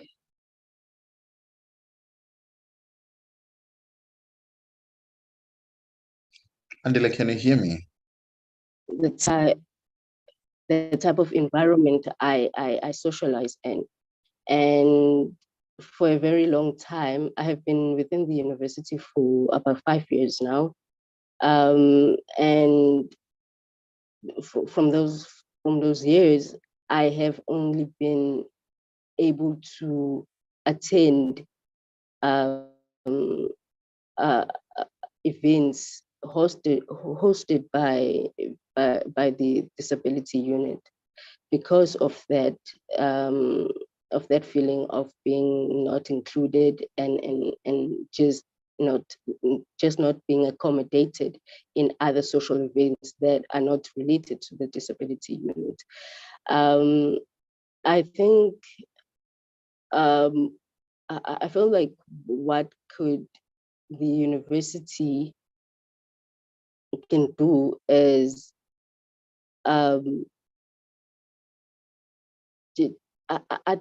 I think, educational and awareness programs, you cannot go wrong with that.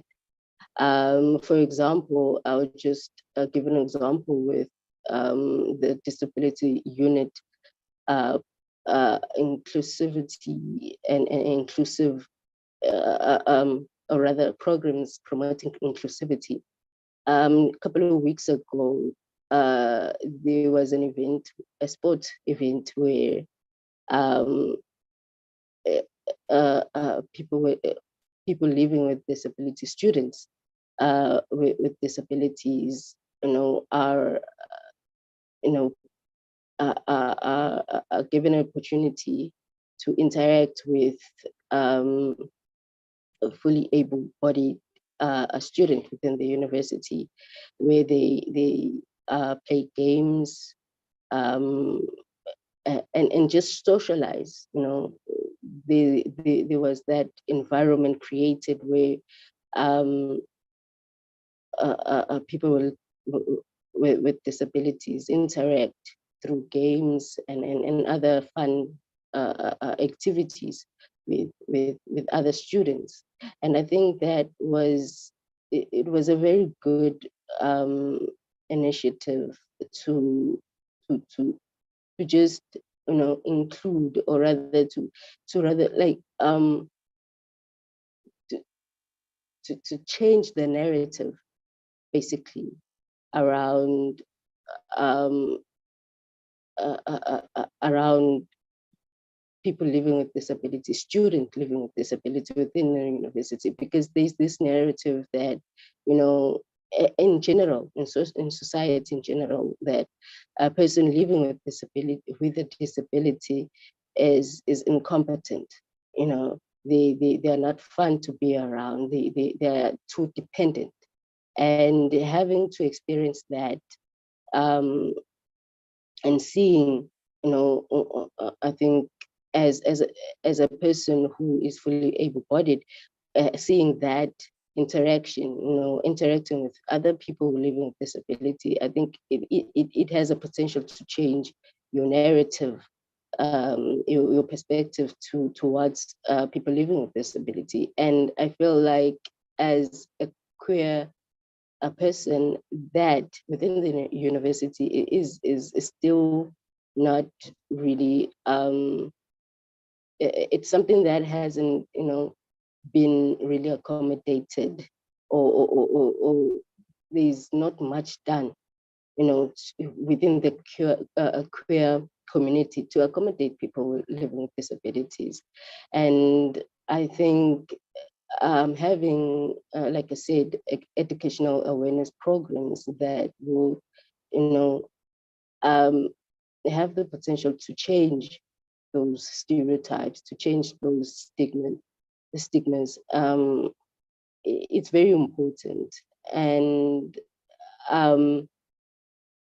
just generally the community, the university community, creating safe spaces for both people living with disabilities and also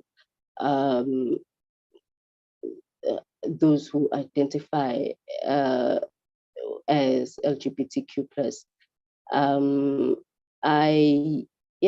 only have that to share to the conversation that we are having today. And I think if we start from from there, in terms of this conversation today, where we try to, what we do for one identity, we also do for another, and it becomes a bit, I know it becomes a bit complicated when both are then combined. But I think it's very important for me as a person and others who are living with disability, with the disability, and also identify with the LGBTQ plus community, to have that environment, that safe space to freely navigate the university spaces. Yeah, that would be all for me and my experiences as a person living with disability and who's also identified as queer. And I also would like to just add, sorry, I also would like to add that I'm very honored to be here. This is literally the first program, this first dialogue I have attended that relates to the LGBTQ plus community. And from that, you could see how, how the LGBTQ plus community have a lot of work to do in terms of inclusivity, because this is like literally the first dialogue or event that I ever attended, and I'm really honored to be part of the panelists to talk about this issue. And also to our speakers, I have learned a lot also about the things within in my environment, and the certain questions I have or had rather regarding religion and just overall uh, overall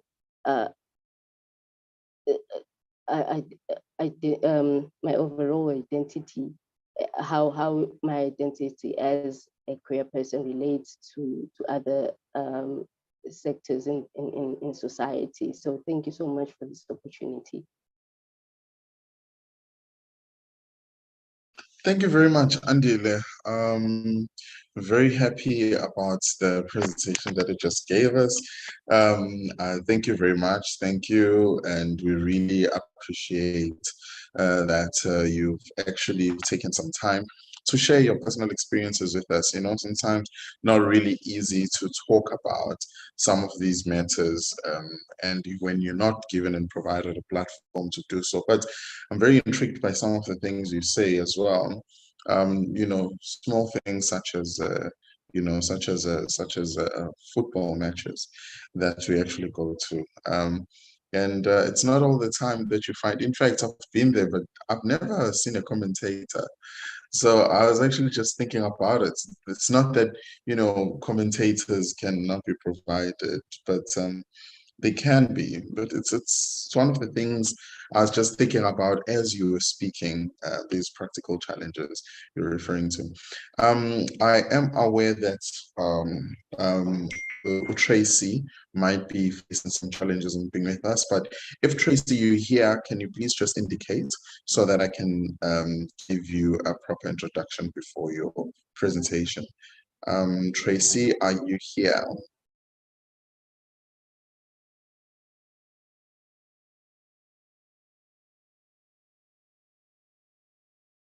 Tracy? Okay. I'll also try searching here. Also, I'm trying to search on the list. I don't see Tracy as one of the participants, and but Utracy is a PhD student with the Gender Religion program at UKZN, and she was also going to be taking us through a presentation, but due to some unforeseen circumstances, she struggled to be with us today. However, we hope she's okay wherever that she is. I would just like to invite all of my panelists to actually switch on their mics and their videos as well, so that we can have a conversation. We don't have much time now. I don't want to Anele actually killing me when it comes to time. I really want us to keep to that time that Anele has allocated to us. If they can just, my panelists, if I can just request Dr. Stephen and Professor Charlene and also Andile as well to be part of a conversation. And if you can just switch on your videos and also your mics as well. And so one more person I'm not seeing Andile yet. Sorry, I have issues with my camera, so okay. yeah. Okay, as long as we know that we do have you here, I'd be excited to continue, for you to actually continue engaging with us. In fact, let me start with you, Andile. I mean, there are some of the what are some of the things you think now, I'm not talking about the university, but we as students, because one of the things that I've seen and that some of that Dr. Stephen actually touched on was the issue of policy, and I'm a strong believer that if the policy of the institution is driven by the students and and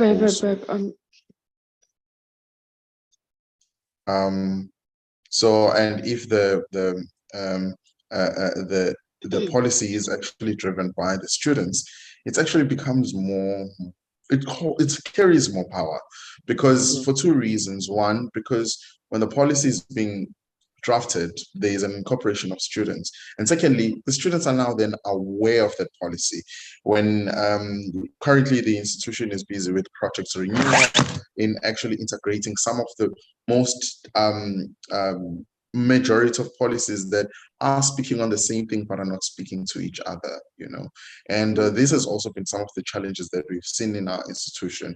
So, and I just want to know, Andile, what is it that can be done by students now in order to influence the university in really doing things that can actually be much more inclusive, especially when it comes to the accessibility of the easy access for students who are living with disabilities, and particularly also their health as well. Right. I think it had always, whenever there's an initiative, you always need to start from the ground. People who are mostly affected by that issues. So from what I've learned, like I mentioned, that I recently learned that within the university there are forums that addresses challenges students are facing in a daily. So I think from that, first of all, it needs to be more aggressive, because, like I said, it was something that I wasn't aware of. And I believe that there are more students who are not aware that there are such programs, there are such forums within the university. So from that point, having these forums be more aggressive and just, just becoming more accessible and frequent.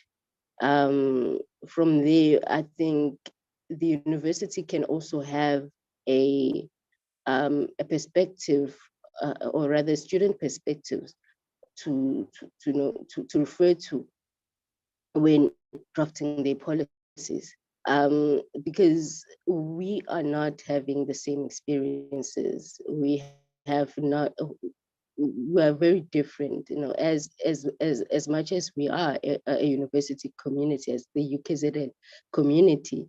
but we are having different experiences, and for those experiences to be considered in the drafting of policies, to be considered, to be addressed. I think there has to be that connection with people who are having those experiences and those who are drafting these policies. So I would think creating a very strong connection between the two will be very beneficial to addressing certain issues that are facing marginalized groups within the university. Thank you very much, Dungo, for that. And I'll go to Dr. Stephen, and I really want to understand the parts there. I mean, we spoke a lot about the gender and social equity as well, and that we actually spoke about, and one of the equitable moves that we had this year with the deaf community was the officializing of the South African Sign Language. But there is an issue when it comes to the understanding of multidisciplinary approach into this, right? You spoke about feminism, also about the part of the decolonial aspect, right? And that's also one of the things I was like really interested in and really interested about. Every time, we throw in the word decolonial into the space, and you can sometimes feel the part of the tension because of our political history, and trying to really to address the part of the gender equity and sexual and the part of looking at sexuality as well. Why is it so important to really look at the decolonial approach in approach to gender equity, and particularly in the context of us as in the institution in the UKZN, in looking at this is the decolonial approach that we're actually using into incorporating our systems. And I'm saying this because we're in one of the most strongly cultural kind of environments, KwaZulu, and so why is this important? Why is this aspect so important in terms of gender equity? Thank you so much for that question, Nkobiz. It's such a relevant question. When you talk about decoloniality, it's linked to colonialism, right? So we have to go digging a little bit into our history, our political history, our and the idea, and in fact, a higher education context like UKZN, as are many of the academic institutions in the South, the global South. So it's not just Africa. We're talking South America, we're talking Australia, New Zealand. There, for a long time, ideas have been dominated by the North, and the idea that the knowledge that's produced there is, in fact, knowledge that is valid. So, and that's what we take seriously. And so, when we look at issues around disability, gender, sexuality as well, in my presentation, one of the questions that I asked was, as pointed to ourselves and our own roles as well. And it's about being able to dig and see where do our own ideas come from, and where are they shaped, how are they shaped. So again, if you go back to the whole idea of decoloniality, what decoloniality is talking about is, hey, hold on, we actually need to look within as well, and we reclaim what is ours. So you speak about the cultural side. How do we bring our own African identity, for example, into how we view sexuality? How do we view disability? Years ago, when I was in my training, I read a really, really interesting book on children with disabilities in a very rural village. And there were two different case scenarios. One was in India and one was in South America. And it showed how just the whole village came together in looking after, embracing the children were everywhere. They used their own resources to enable the child to participate fully in that village life.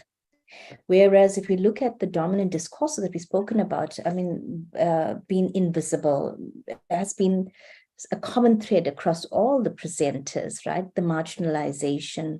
So where do these ideas come from of being different, for example, or not being able to do something, being excluded on that basis?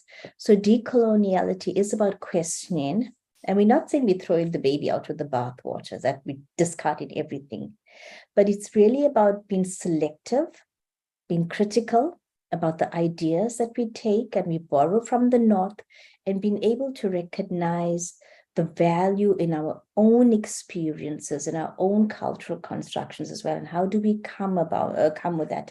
So here again, we've got to be mindful. To what extent are our current constructions, our cultural constructions, determined by something that is not, and I'm going to use Africa as an example, that's not African idea. So Western notions of the individual, for example, are in fact very much about the individual. There might not be as much emphasis as in relationships with the communities, for example. How do you bring that difference into our conversations? I'm talking about our an understanding and how we are as a community as well.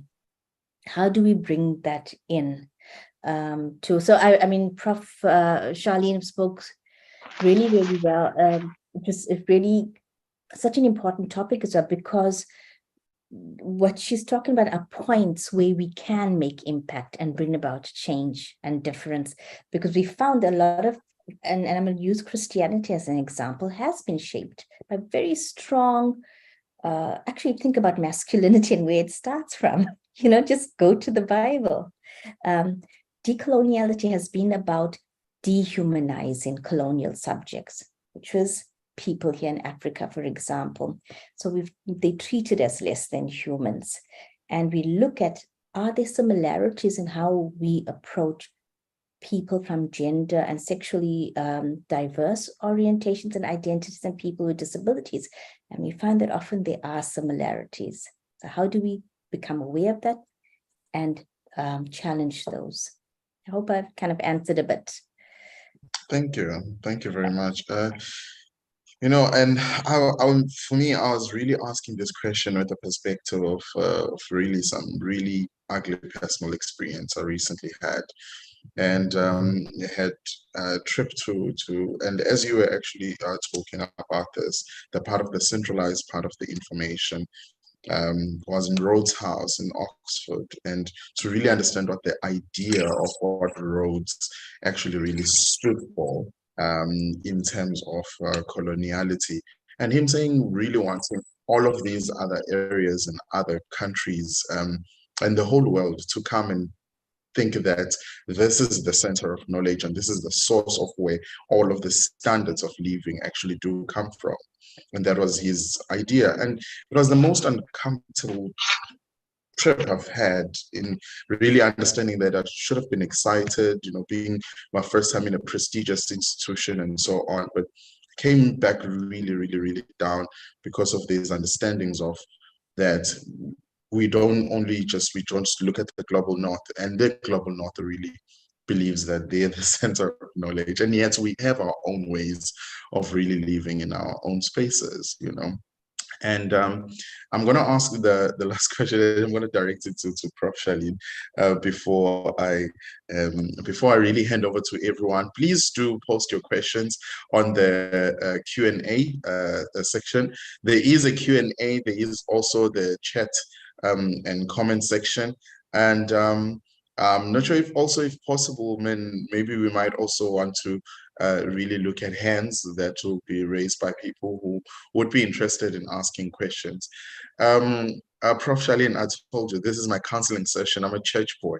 I told you that, you know.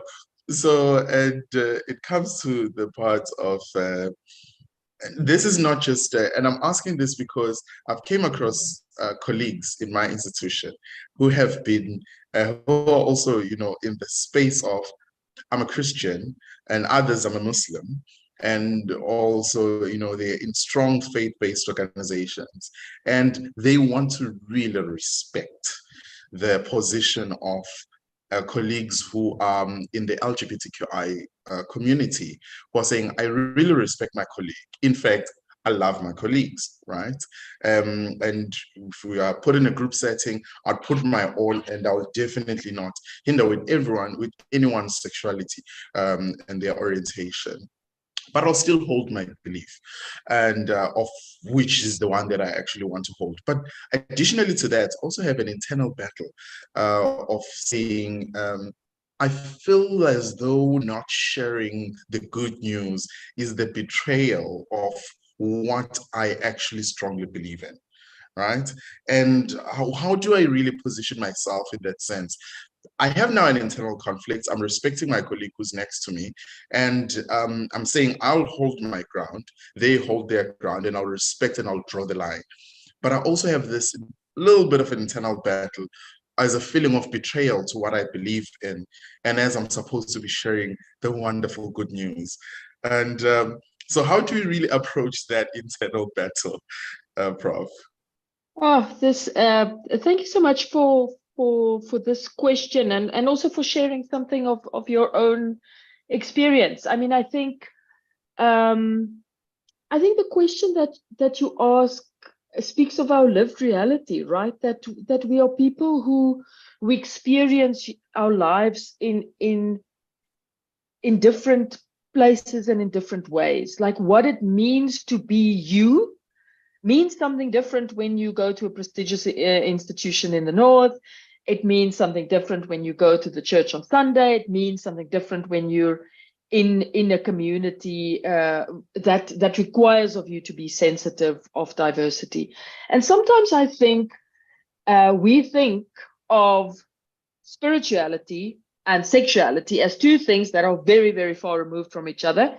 And I can either be sexual and live out a sexual life and have sexual experiences, or I can be spiritual.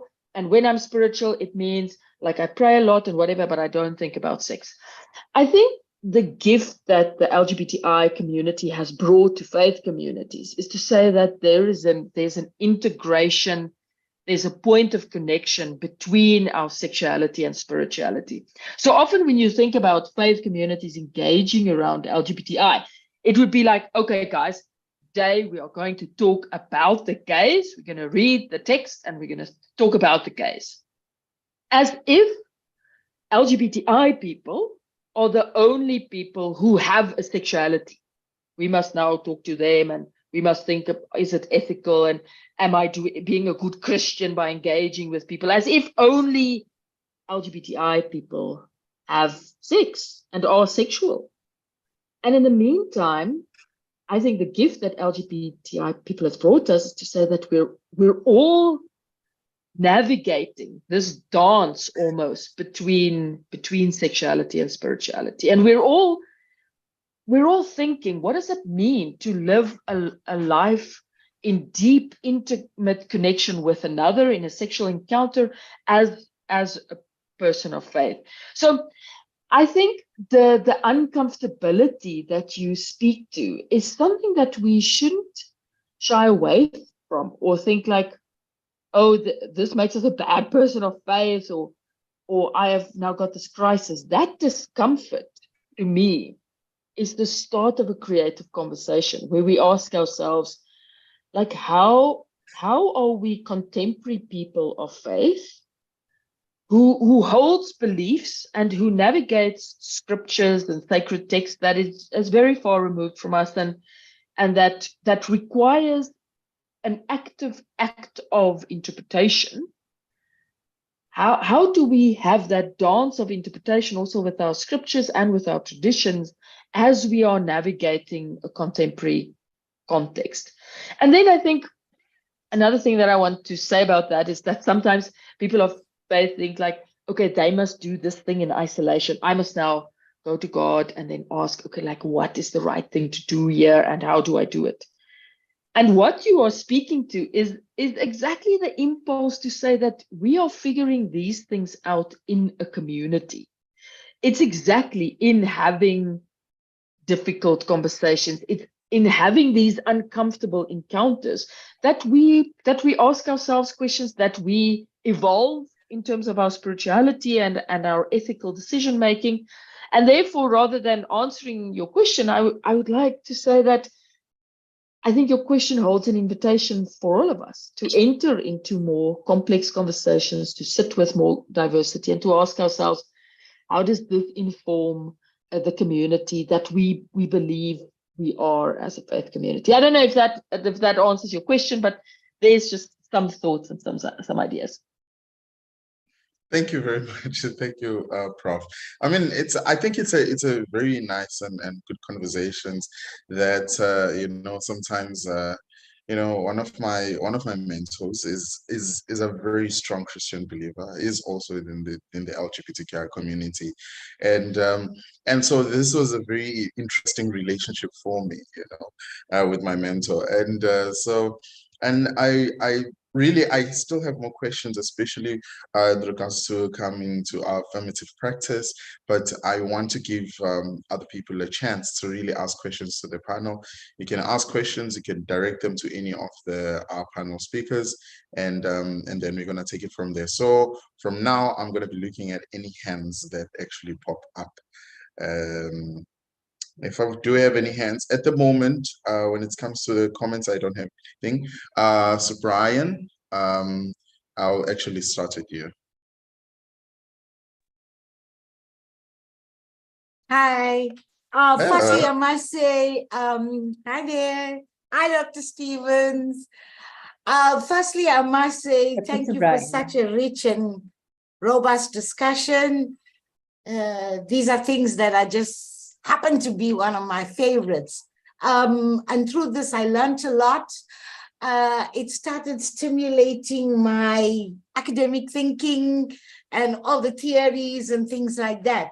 I made a lot of notes, but I'm just going to go through a few in terms of time constraints.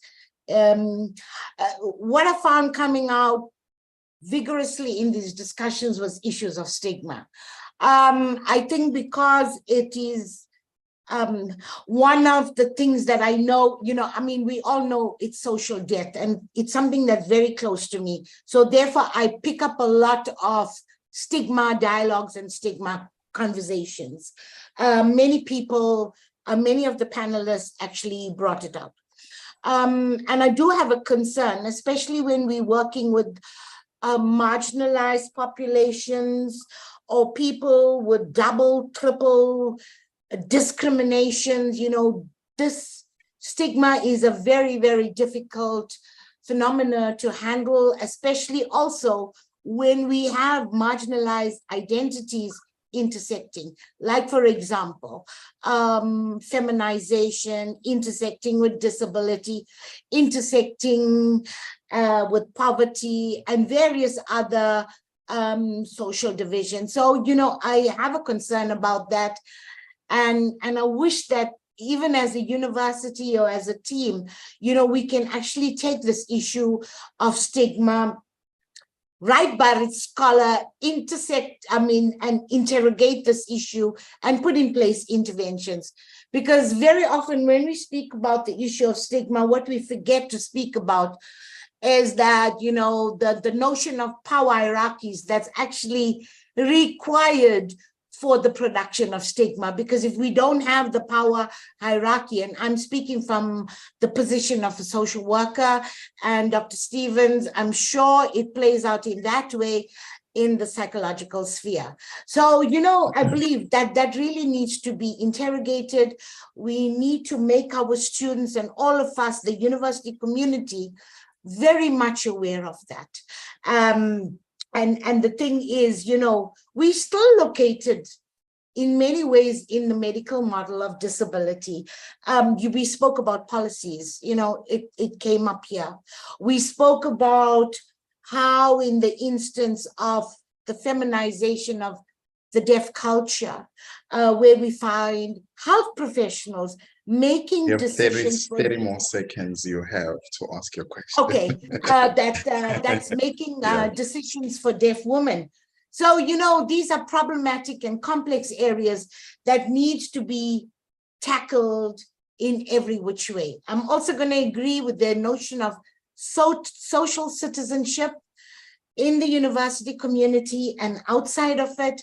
It's a brilliant concept. It ties in with safe spaces. We are a community of learners, the philosophy of Ubuntu, the ethic of care, and more conversations on the feminization of disability and various other social divisions. I'm going to leave it right there.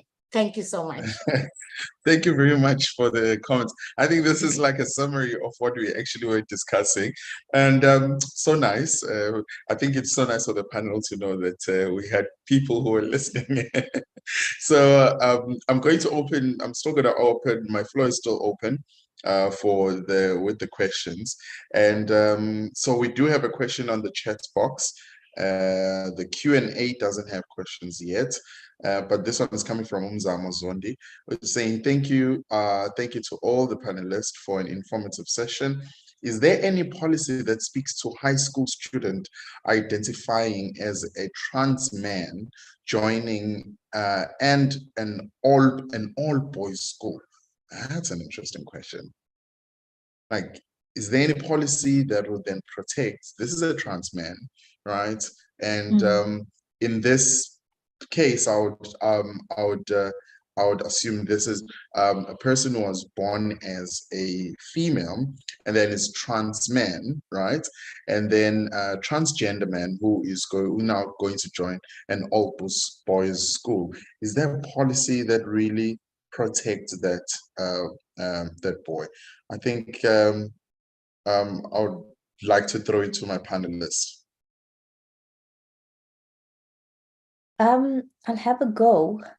To my knowledge, and I stand to be corrected, I don't think there is any policy that is as progressive as this. And what I'm going to perhaps use to illustrate is, and I'm sure we all are aware of this, there was a lot of debate around bathrooms, all right, gender neutral bathrooms in schools. A lot of fear, again, around what's going to happen in those spaces, because anyone can go there. Again, so it was a threat of sexuality. What did sexuality, as in, for example, trans identities, okay, trans persons being able to then access those facilities, which then, and it was quite funny because, well, I'm using the word funny. I really don't mean funny because it's not funny, but it's implied that bathroom spaces are safe spaces as well, because then now you need a transgender person to come and threaten the safety of that bathroom space. Yet we know violence occurs a lot in bathrooms. And these are bathrooms that are just for single-sex, single-gendered persons. So to my knowledge, no, there isn't policy. And I suppose something like this would probably be interrogated by the respective schools. I know that there was, and it made the newspaper headlines. One of the, it was quite a prestigious school in Western Cape, boys only school. And one of the educators decided, well, we need to raise awareness. So the teacher started sharing information, and there was a huge backlash from the parents. And because he said, well, this is not the space, the school environment is not the space and the place for this, and it's just brainwashing the boys, etc., etc., etc. And that's the kind of public perceptions out there that will prevent, I think, for us to get a policy that is certainly nationally recognized. So in other words, it would be legislated, okay? And from there, so although we have the constitution in place, what actually happened, and especially in private schools, remember, private schools just need to ensure that they adhere to the curriculum, essentially. They're able to do what they want to do in their schools to a large extent. So no, is a short answer. Thanks. Maybe just to connect to that, I mean, I think the example that's been mentioned is a very clear sort of example of the fact that life will show up to our institutions and to our policies and to our notions of our identity. Like you can imagine what the idea of a boys' school is, and then having the reality and the embodiment of a trans man joining that school and asking critical questions. So I agree with Angeline. I don't think there's an overarching principle, but I know of various different school communities for whom this has become a reality. Life will show up in all its complexity to our spaces. And I think what we've been trying to talk to in this webinar is to say, we need to upskill ourselves in order to have these conversations. We need to invite a diversity of experience into our spaces. And we need to develop things because life doesn't stand still, right? It's not like our idea of what a boys' school is will remain cemented ad infinitum. It doesn't work like that. Life will bring complexities.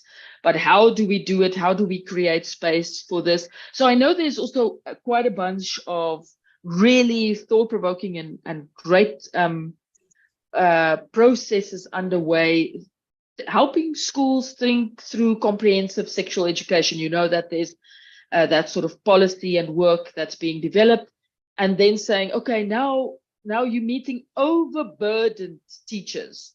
Now they must now also hold space for diversity in terms of religion and diversity in terms of sexuality. These people don't know where to start. Like, how do we support educators? How do we support school personnel to hold these spaces so that we can have real conversations? So I think the theme of this webinar is super important, because these are the things of our time, and how are we responsible, accountable, and ethical as we engage these issues. Thank you very much.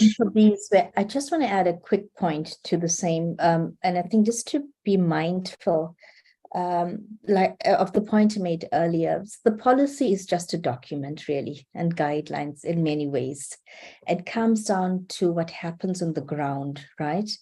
And, Prof, you've spoken a lot, and even with the other panelists who spoke about very much lived experiences. So just this year alone, in terms of the therapy cases, 2 students, coincidentally both from the Pietermaritzburg campus, who identify as males. This is a student in terms of a student that identifies as female. All right, so dresses accordingly, and that's the person's identity. Subjected to incredible harassment, violence in the university residences. So this is the experience. So forget the policies that we have. This is the experience as well. And I think what I'm saying is it goes beyond just the policy. The real test is, how do we respond in our respective spaces in terms of behaving in ways that are compliant, for want of a better word, with those policies. And then it goes back to my point that I made. We can say that we know something, but to actually do it based on our own beliefs and etc. is a different story, and takes lots and lots of hard work. Thanks. Thank you very much, Doc and Prof, on that. Just wanted to check there, and just also Ms. Mabaso, if you have any comments, you just switch on your mic. And so I think this is what I'll do now, because we are actually we're actually going to be, we have ran out of time. So, but I have one more comment from the comment section that has been sent directly to me anonymously. And so I will actually just read it. And also this was a very interesting question that we just got sent, because there isn't a particular policy, although there isn't a particular policy that addresses these matters, and especially for protection of a transgender boy to go to an all-boys school. We still have the National Intervention Strategy for the LGBTQI community, and there is also an integrated school health policy, which also does not directly speak to this matter, you know. So as much as they are those peripheral protections, and directly to this matter, it's quite a very tricky one. And so this one says how to address the issue of perspective without stigmatizing those who are constantly defaulting to the consecutive perspective, right? And how do we take into consideration the fact that the African diaspora is not surprised by the existence of the LGBTQI community? There seems to be suggestions that they had created the barriers and boundaries for individuals who are within the community itself. How do we deal with the reality that individuals can accept and live up these matters only at the university, and as soon as they go home, they leave the concepts lifestyle at universities? This includes a lot of things as well, like alcoholic promiscuity. So these are three questions, right? So the first one is actually really talking about this defaulting. You know, we're doing the education, we're addressing the matters. Someone is getting sensitized today because there is an event about SRHR and marginalized communities. Today they are so, and then they go out to the world, they come back, they default to their old perspective. So that's the first question. And the second question really talks about the African diaspora, right? That is not surprised by the existence of the LGBTQI. And this possibly because, you know, when it comes to the African diaspora, you know, people are in different areas, maybe that are culturally different from the African context itself, or maybe let's just say the global South, because I think I like that one more, stealing it from Dr. Stevens. And so, and there seems to be suggestions that they created boundaries and the barriers, and who are by the individuals who are within the community itself. So that's the second question, right? And the third question is then, how do we deal with the reality that can accept the individual, that can accept and live up to these matters only at the universities, and as soon as they go home, they leave the concepts, lifestyles at the university, right? And so, which is more of a single-sided kind of a situation where we address these things only, and I'm in this environment, I'm sensitive when I'm in this environment. Once I leave that, I'm out of it, I go back again. I think the first question may also just a little bit be similar with the last question, but yeah. So I'll start at that one of the defaulting perspective. Can I take that one and give it to Dr. Stevens, and then the next ones I'm going to give them, to Prof. Charlene to say, because one of the reasons why I'm saying that, because Dr. Stevens touched on affirmative practice, right? Right, and that was going to be one of my questions, you know, on really people really defaulting to the old. Thank you so much, and thank you, Anonymous, for these. They're really insightful, thought-provoking questions as well. So I don't think there's a simple answer or necessarily one answer to these questions. But hearing your question, it reminded me of my doctoral study. I worked with quite a few women who identified as lesbian, and in the stories that they told me, right, and this was many, many years ago, but it's stories, narratives that we still hear now. Many of them told me that when they were at UKZN, so some of my participants were from UKZN, they felt safe enough to embrace their identity as lesbian women, and they would dress in trousers, and they would be with their girlfriends, etc.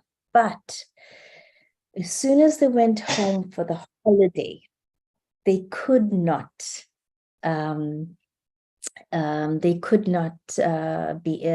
be themselves. So the genes stayed at res. And I mean, some of the stories come to mind, and I'm going to link it. Like, and one of my participants shared with me how she went home. When she was at home, the skirts were all long. She would go to church, be right there in the front. There was absolutely no link to this other this identity, and so she performed at home. She performed the expected gender role, what was expected of her within her family system, within her community. And I'm using this as an illustration, and just to say that that was not the only participant. There were quite a few, in fact, if not all the participants that were from UKZN and spoke about when they went home, it was a different story. And there was a lot of just, you know, when we think about gender roles, women being more submissive, etc., those were kind of the roles that they took on at home as well. So these cultural scripts are incredibly powerful. All right. So when we go home or when we leave the institution, then we revert to these other behaviors. I think the power of those cultural scripts and the social scripts should not be undermined. And this is why that reflexivity and constantly being able to step back and re-examine our own thoughts, the conditioning that we exposed to is important. But as a psychologist as well, I think it would be wrong of me if I also did not say that, look, sometimes our behaviors are protective. As humans, we are built to protect ourselves. So again, coming back to the safety of an environment, if we're not going to feel safe and if we're going to be threatened, we're going to do what we need to do to be able to survive.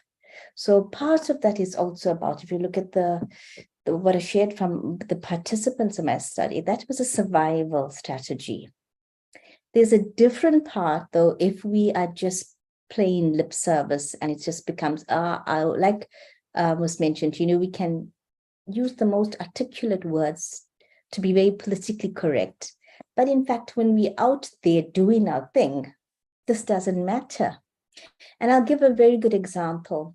It is so common on WhatsApp groups or whatever, just to send these, what are they called? Those messages, right? And that makes a joke about a person from a particular social group.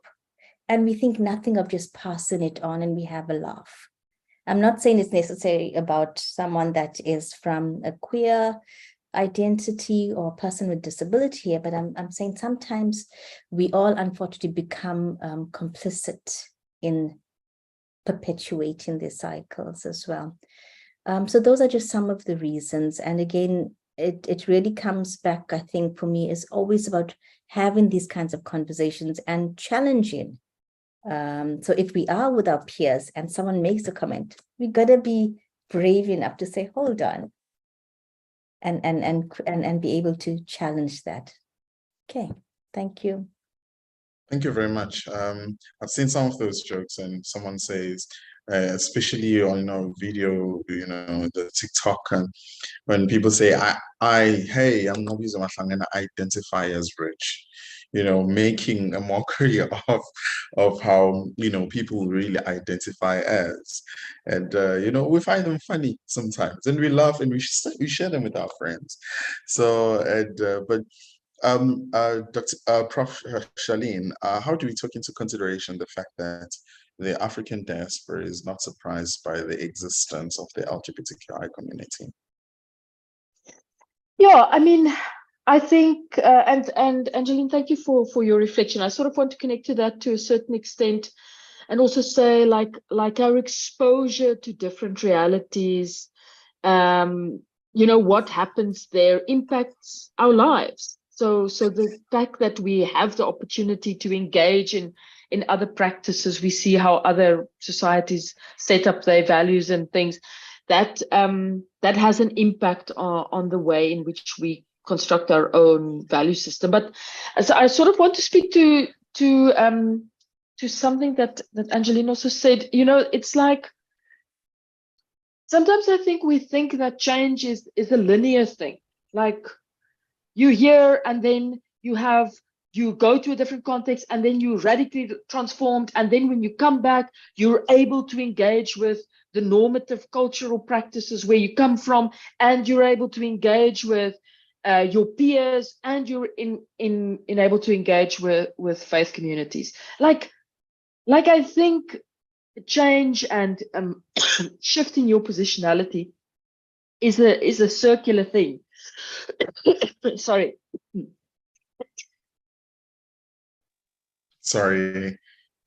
need some water? I can bring some to you. Sorry about that.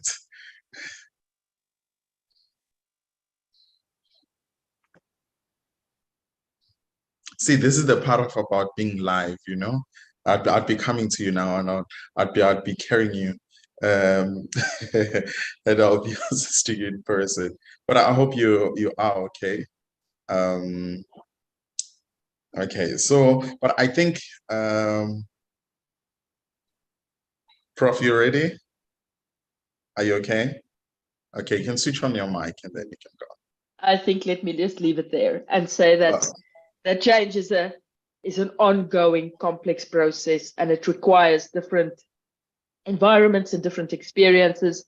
And we sometimes are very brave, and sometimes we have to protect ourselves. So something of that movement.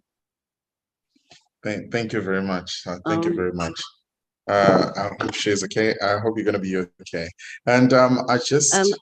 sorry, I just have yes, I like to comment on the question that Dr. Stevens addressed in terms of, you know, where, you know, when you're in the university, you feel free, you know, to express yourself in whatever way you want to express yourself. And when you go home, it's a different story.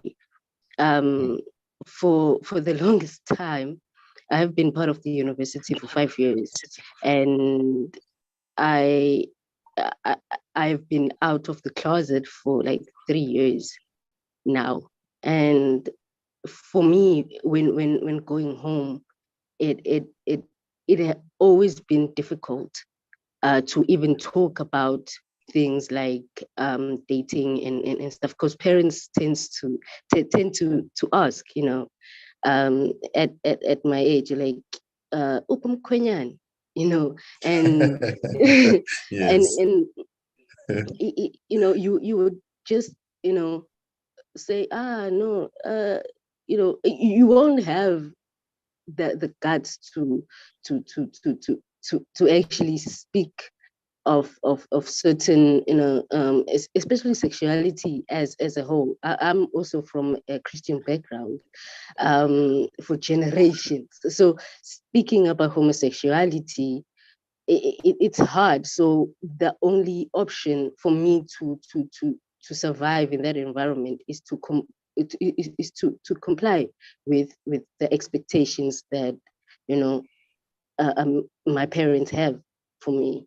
So yeah, it is really hard, especially when you're in a closet. I've been fortunate enough to have open-minded parents, and you know, and they have been accepting ever since I came out. So wow. Yeah, you do have those realities where, you know, when you're home, you're one person. When you're another, when you're in the university environment, you're a different person. Thank you very much, Nobabelo. That's quite interesting, and I'm happy you're one of the really, you know, few people who get, you know, really supportive parents when it comes to that. So I want to close our discussion here Anele will kill me for this because I took some of the time. Welcome back, Prof. Shaleen. Okay, thank you. That's a relief to all of us. So I really want to thank the panelists that really contributed, Nwabelo, Prof. Shaleen, and Dr. Stephen. Thank you very much for really contributing to this progressive conversation. I see messages are still coming, and they actually also going to be more messages that will be coming, and they will actually take care of all of the messages that are going to be coming through. But I really want us to close by really understanding the anchor of our conversation, that we are at a sexual reproductive health rights indaba, where we actually come back to really have a conversation. And this year we took a deliberate decision to say we want to really address it amongst marginalized communities. And I really want to, the majority of our focus has been within the LGBTQI community and has been with differentially abled community, and that has been like focus for today in our debate. But also we don't want to move away from the fact that there are so many other communities that are marginalized, and today I'm learning even more about people who fall in multiple marginalized communities, and also that it is the access of sexual reproductive health rights that is a big and a serious issue, even amongst the not marginalized communities, right?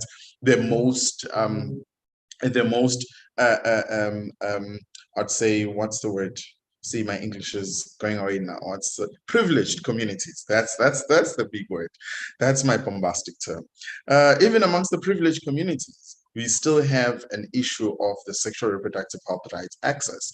So, and I would like us to continue with this conversation, especially with my fellow peer educators, that I would like us to take on the conversation of the sexual reproductive health rights, and also looking and being more narrowing it down to really seeing and addressing the needs in marginalized communities. One thing that we also, for those who are implementing programs, who are implementing big programs, this is one of the things that we actually saw on the trend, is that every time you're implementing a program, you are creating a gap of inequality amongst the marginalized community. So if you take a program and you put in a plug-in and you are actually saying this is a sexual reproductive health rights program, and you implement it, you actually really do have improved results, like how we've seen with the strategies of 1990, right? That in some of the healthcare facilities, we've reached that. But within the marginalized communities, that 1990 has dropped. And there has been a huge inequality, because all programs are now being put into the ground, but they are excluding the marginalized community. So the problem multiplies within the marginalized community if the program is not intentional in including that marginalized community. And this is one of the main reasons why we're saying this is going to be our focus for our discussion today. And I hope everyone has enjoyed themselves, and I hope that everyone will take the conversation forward. Thank you very much. Later, we are going to be, thank you very much. Later, we are going to be having a conversation or listening to presentations of students. And as we're listening to the presentations of students, the adjudicators will be adjudicating the process, as the panelists that we hear, Andile,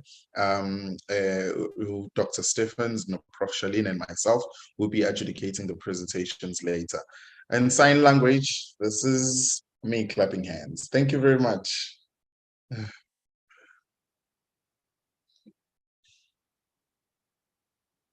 Thank you so much. The baton has been handed over to me now. I hope I'm audible.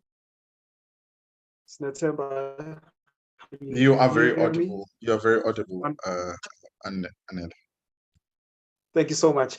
I'd like to say for everybody on this platform that we really appreciate the panel discussion. You guys have done such a wonderful job in discussing matters from perspectives that we never really have been comfortable in discussing them, considering the religious settings, considering the cultural perspectives as well. We constantly default to heterosexual perspectives when it comes to those spaces. But thank you so much for raising to us that all of these things are influenced by certain things as well. And as you look at those influences, you then learn to default to what must be more acceptable in communities that we're in. So with that being said, we'll move on, trying your best in keeping time as well. You have done a wonderful job. At this point, I'd like to invite an SOC representatives, Umasondo. Nandi Pamasondo is going to address us from the SOC of the University of KwaZulu-Natal. Nandi, over to you. If you may just kindly open your camera and your mic. We are all yours. Thank you so much for the opportunity. Currently unable to open my camera right now. I'm not in a very good space. But I just hope I'm audible. I'm so sorry for my voice, but I think I'm gonna try to be audible as possible. Am I audible? Yes, we can hear you, Nandi. We can hear you very well. Thank you. Okay, thank you. And again, my name is Nandi Pamasondo, the finance officer of Westville campus. And I would like to actually pass on the my gratitude, like our gratitude to actually partake in such events. I'm so sorry about the background sound. There is construction here, but I'd like to thank you all for the event. I would actually like to thank Sis Finke for inviting me here. It was very, very informative, and as you all know, that it's very, very essential for us to also know and to also partake to such programs.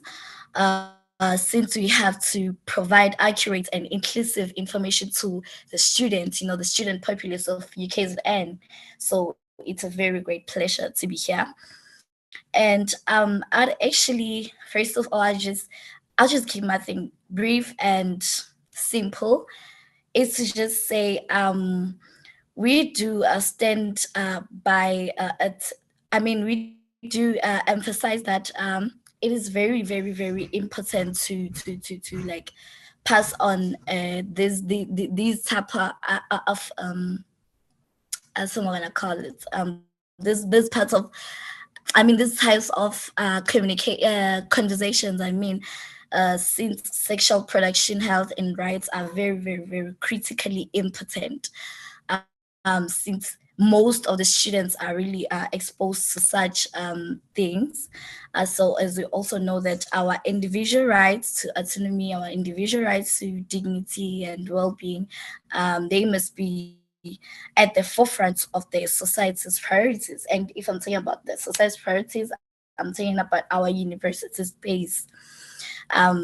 Also, each person deserves to have like a right to make a decision about their own sexual health and reproduction. Sorry about that. Without fearing that they'll be judged, without fearing that they'll be discriminated, and all of the sorts in the society. And I'll also like to pass on that it's very, very crucial to cultivate an environment whereby everyone feels empowered and everyone feels empowered to seek for the comprehensive sexual education. Everyone is empowered to access necessary healthcare and engage openly in conversations like these ones. As I said, I'm just gonna be short.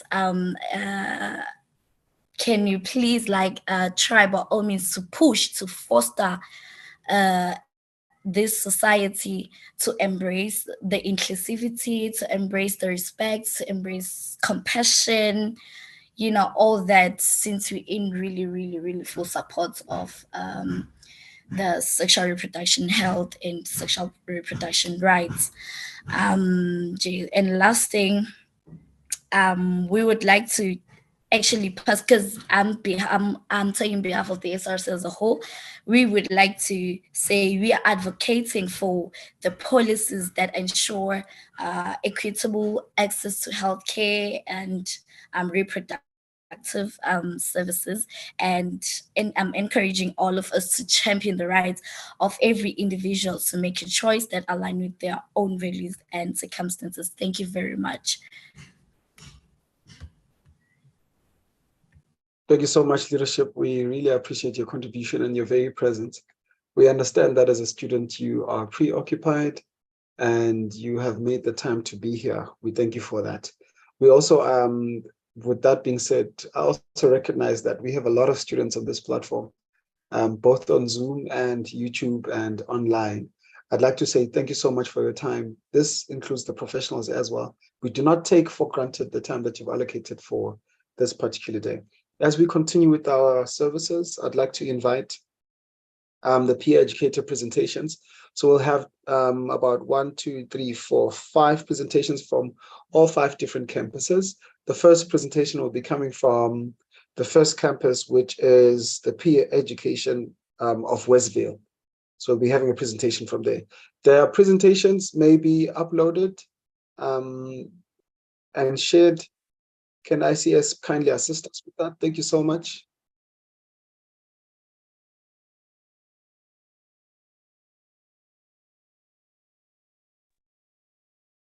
Good evening. Well, I'm not sure because it's 12 o'clock, but good day, everyone. Sorry. Sorry, Anele, I was trying to reach you on the side.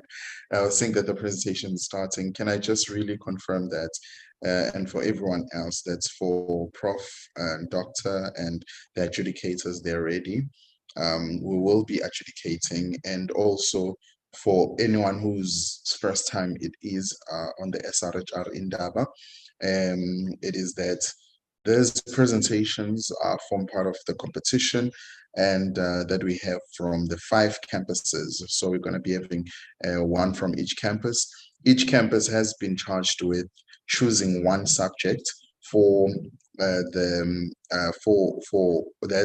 identifying a marginalized community and to really identify a problem in that marginalized community, and also on top of that to then do an implementation on that. So it's a very interesting presentation. So we're going to be seeing that this is the work of the students by the students. And the students were student-led, everything was done by students. The topic they decided themselves, but it had to link with SRHR and marginalized community. And I want the students to know that they will be timed, they will be getting 5 minutes for each presentation. And once you're done with your presentation, you will be asked by the adjudicators questions, which will be myself, Prof. Charlene, and Dr. Stevens, and also Nogwabelo will also be asking the questions as well. So I hope you are ready, wherever you are, and I hope that you are ready with the presentations, but please just know you will be timed and given 5 minutes by our wonderful program director, who's going to stop you when your time is actually up. Thank you very much. Thank you for that, Nobizwe. Let the competitions begin.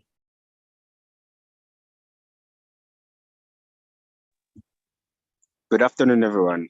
My name is Luyanda Ndlovu, who is a peer educator, who's one of the peer educators at Westville campus, and I am secretary for the organization. Here I'm going to do a presentation based on the marginalized community of women living with HIV at campuses. Now, everyone knows that HIV is human immunodeficiency virus that attacks the body's immune system. Now, the HIV virus is transmitted mostly through intercourse and sometimes at birth. Now, we received the stats of women in UKZN living with HIV after we conducted a research, and we were able to manage to research about 25% of the student populace, and 2% of them tested positive of HIV, and 1.6% of them happened to be women. Now, that spiked up our interest, because we wanted to know how come we've never heard or seen any implementations on how to help them. Now, sexual reproductive health of people living with HIV is looking at the aspect of overall well-being, which encompass a wide range issues related to sexual activity, relationships, and also reproduction. It becomes a problem when you can think about it, when a woman is HIV positive and has to address the matter to the partner that they first about to be intimate with. They sometimes get stigmatization. They sometimes get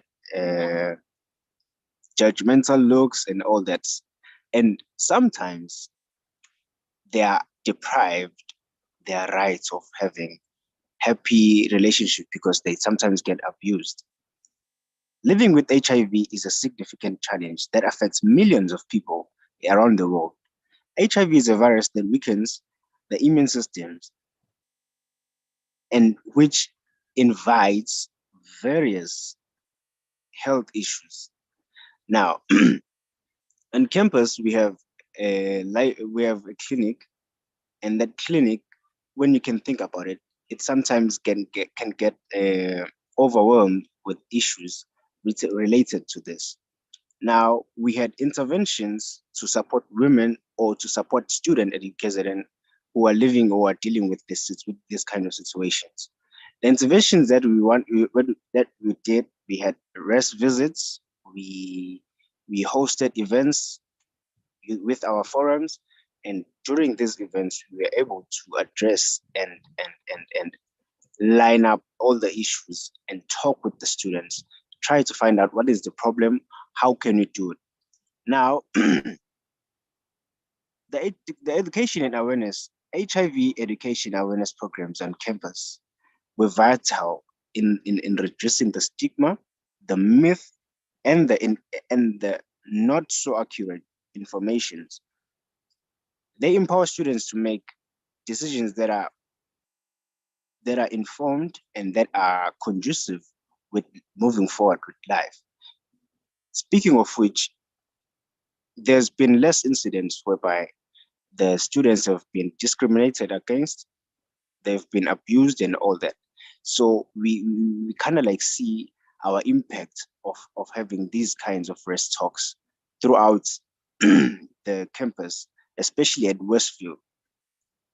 The healthcare system, the tailored healthcare system, which services for female living with HIV, they address their needs. And at Westview campus, we have counselors, we have our healthcare promoter, which happens to be our leader, Miss Mnyaka, who counsels and gets to help students live with this or test people and all that. And on the mental health support, the counseling services, they help students manage and live with this emotional burdens of living with HIV, especially on women who happen to be our marginalized group community in this aspect. Presenter, apologies, your time is now up. At this point in time, we'd like to ask the facilitators to kindly always open their cameras when they are presenting. Anyone who's presenting, can they kindly open their cameras, rather, not the facilitators, but anyone who's presenting. Thank you so much for the presentation. It was quite interesting. The adjudicators will now begin their question and answer session. Their time begins about now. Every adjudicator session of question and answer will last for 5 minutes, just like the presentation. Yes. So Leand, I hope you are ready to answer questions from the adjudicators. Over to you, adjudicators. Thank you. Can I start? I just want to ask a quick question, Leander. What implementation did you do?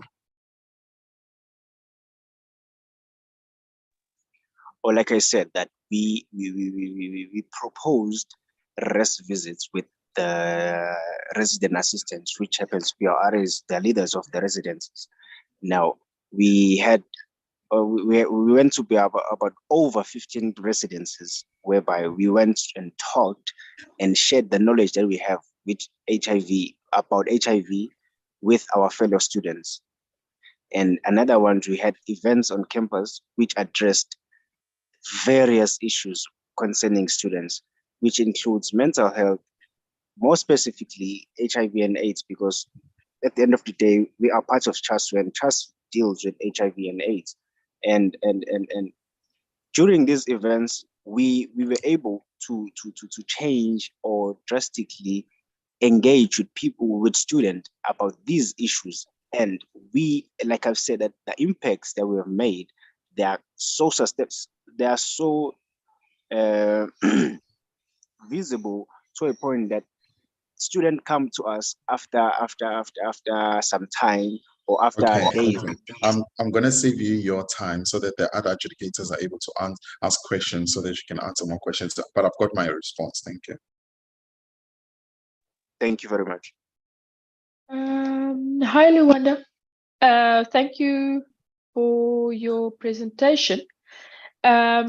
Just a question from my side. So a lot has been made during our presentations this morning and thinking together about the importance of the voices of those actually affected by the realities that you're engaging. I think I heard you speaking about a survey that you did and that sort of thing. So I think you did engage like the lived realities, but how did women who live with HIV on your campus, how did they inform your intervention strategy, if at all?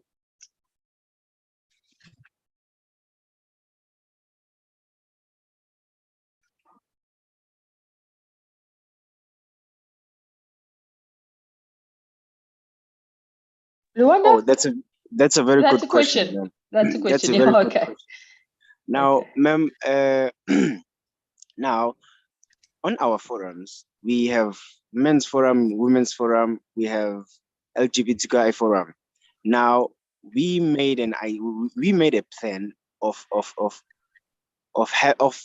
sharing these links to Google documents, whereby people can anonymously input their views or their statuses without disclosing who they are, and how they can be identified whatsoever. Now, these Google documents things, they helped us into being able to analyze and see the issues that they face, and that also helped us the most when we are about to embark on student engagement.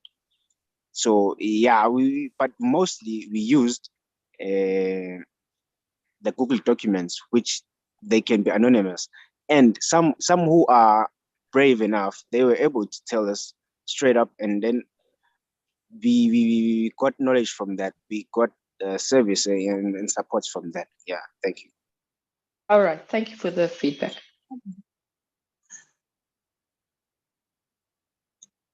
Just a quick question from me. Thank you very much for your presentation. And I'm just wanting to know, there is a lot of stigma just around HIV status as well. And how do you counter the potential negative effects here? So in the res talks, how do you approach if the target is women and females? And so the spotlight is the association between HIV, between AIDS and women, female students, as opposed to just the general student population. And again, I'm thinking about just, there's so many factors here in terms of relational issues. Thank you. Yeah, so we encountered an issue on that also, but we formulated a strategy that, especially on residences, which includes both genders. So during the conversation with the students, we proposed that we have some kind of a debate whereby this time around the men will speak for the women, and the women, we're going to debate on behalf of the men. Now, this helped us into being able to identify how does the men understand the problems that are living with that women are living under, and the women understand the problems and issues men live under. So this was more like of a reverse psychology, if I might put it like this, because this aided us to know how does males think and how does female think. And then at the end of the debate session or the conversation, we were able to analyze and interpret what they've been talking about, and then we open another discussion whereby people are going to voice out their opinions, their advices, and all that. I hope I answered your question. Hello, Leander. Thank you so much for engaging with our adjudicators. We have run out of time. I would like to request that every single presenter that comes on board sticks to time, please, and please be as fast as possible as you can in response to all the adjudicators' questions. So all the adjudicators will get to ask you the questions, and you'll get a chance to respond in accordance. Thank you so much, Leander, from Westville, for engaging us as a representative of the CHASU in Westville. Every representative, once more, please kindly open your camera as you present to us. The next presentation will be coming from the medical school education system. Medical school. Thank you.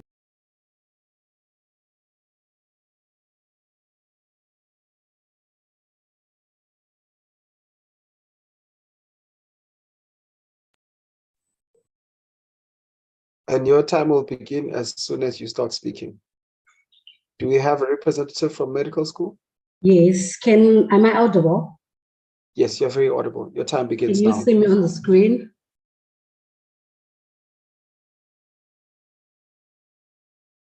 Am I visible on the screen? I've turned on my camera. Let me check. You may continue though in the meantime. Okay, no problem. Thank you so much. Thank you. Good day, everyone. My name is Ms. Mgeni, a first-year medical student and a passionate peer educator from the medical school campus, representing today my fellow peer educators. I am delighted to welcome you to today's presentation, where we'll embark on a journey to address a pressing concern that affects the future of our young adolescent girls across the province of KwaZulu-Natal. I will speak before you to shed light on the critical issue of inadequate health education for these girls, an issue that not only exposes them to unsafe sexual practice and teenage pregnancy, but also contributes to the alarming rise in sexually transmitted infection. Join me as I talk about the problem we have identified as peer educators of medical school campus, the effects of the problem, an action plan or a plan of intervention towards the problem identified. Can I move on to this next slide, please? We identified a high school in Umlazi, and the reason for choosing high schools is because there are a lot of adolescent girls, and most of these girls are from street African households in the township. The problem is that they are not taught about consent, and their parents believe They should not know anything about sex. And even when the school teaches life orientation, they skip and move quickly over the part of sexual education. These young girls have their right to information taken away from them. It is essential that sexual literacy becomes a fundamental right for every girl, accessible both at school and at home. Knowledge about one's body, relationships, consent, and reproductive health should not be a privilege, but a basic educational component. Empowering girls with comprehensive sexual education equips them with skills and information necessary to make informed decisions about their bodies and relationships, ensuring their well-being and autonomy. This is not just a matter of choice, but a matter of equity and human rights. Moving on to my second objective, which is effects of the problem, how the problem has affected our young adolescents here in KZN, particularly in Mlazi. The lack of knowledge results in these young girls falling into victims of many issues. Many of them end up getting raped because they were never told about the consent and how they are allowed to say no. No is a no, even if it's verbal or it's non-verbal. A study conducted in 2016 on the prevalence of repeated pregnancies and associated factors among teenagers in KZN reported that amongst 141 participants, 281, which makes up 82.4%, were seen for a first pregnancy, and 60%, which makes up of 7.6%, for a repeated pregnancy.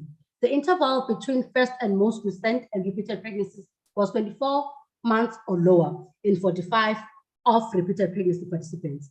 Only 48 participants had previously used contraceptives, of whom stopped within 12 months, and 28 has used emergency contraceptives. So, more participants with repeated pregnancy than with the first pregnancy had a positive HIV status, more than one sexual partner in the past 12 months. Can I ask the question, can anyone see me? Am I visible? Because my camera is on. Yes, we can see you. You are visible. Thank you. Oh, thank you so much. On top of this, there are quite a number of girls who get abused but never speak up because they fear their parents, even though all, if not most clinics have youth services. Most of them are afraid to go in fear of being seen by other community members, as well as the nurses themselves telling their parents. During our assessment that we did conduct before the June holidays, we called it Ask a Learner. We assessed learners regarding the issue that I've identified. We find it out that most learners do not they travel very far to other clinics because of the affect listing of the nurses are going to tell their parents. And secondly, it's either they travel very far or they don't go at all. And this first worsens our condition and does no justice to our problem. Furthermore, to our last objective, which is the intervention with action plan. We would like to identify one school per quarter that we could visit, maybe 2 or 3 times. For the first visit, we could try and find out which sexual reproductive health issues are present in that school. Then we can host weekly sessions over WhatsApp to help with whatever issues the learners are facing. We hope to have a helping hand within partnership with the Department of Health and non-profit organizations like Gift of the Givers to assist us with qualified personnel like doctors, nurses, who can help us out with the sexual reproductive health. They would be able to give us the correct information because they are much better for them to talk to their parents, because parents don't like to listen to medical students, as they will refer to us as we are still students. At least if you can get people who are qualified, that can make our journey easy. For the last visit, we could implement some sort of program like a peer education, but at high school level, something like soul buddies. Remember soul buddies back then, where we have students teach their peers about some of the issues we've mentioned. And in doing so, we could be able to get them to join the peer education program when they reach university. We hope to hold a dialogue with the parents and learners, where we first have a session with learners. This will allow us to get all information that the learners want to share with their parents, but they're also too scared to do on their own. We can be the advocate of the learners. Your time is up. Your time is up. Thank you. Very aggressive. She said she's from Eastern Cape. We now understand. Thank you so much. At this point in time, I'd like to open the platform for the adjudicators to ask you questions. Just a reminder to the adjudicators, please make sure that you do your scoring as you continue with the program. Thank you so much.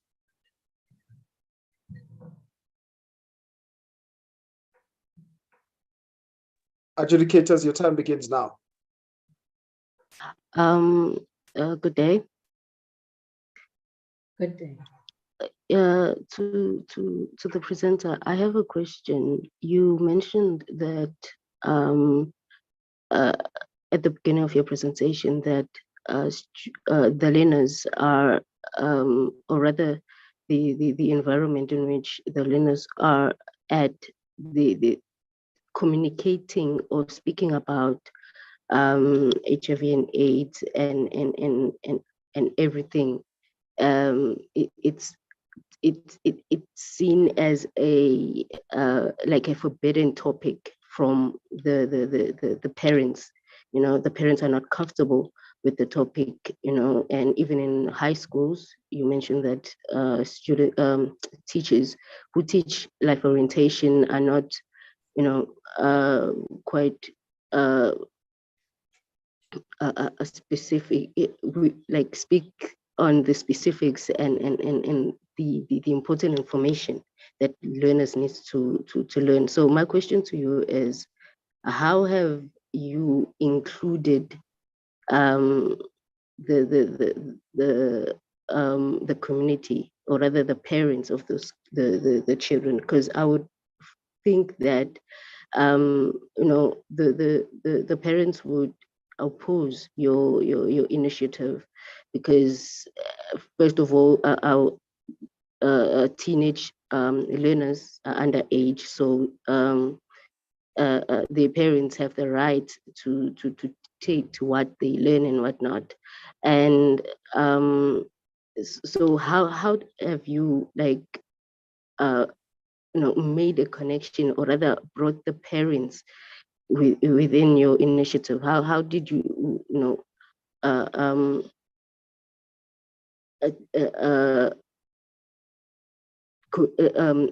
integrated parents with to your initiatives? Because I think it also goes both ways. If there's if parents are pulling in a different direction, I think the student also won't be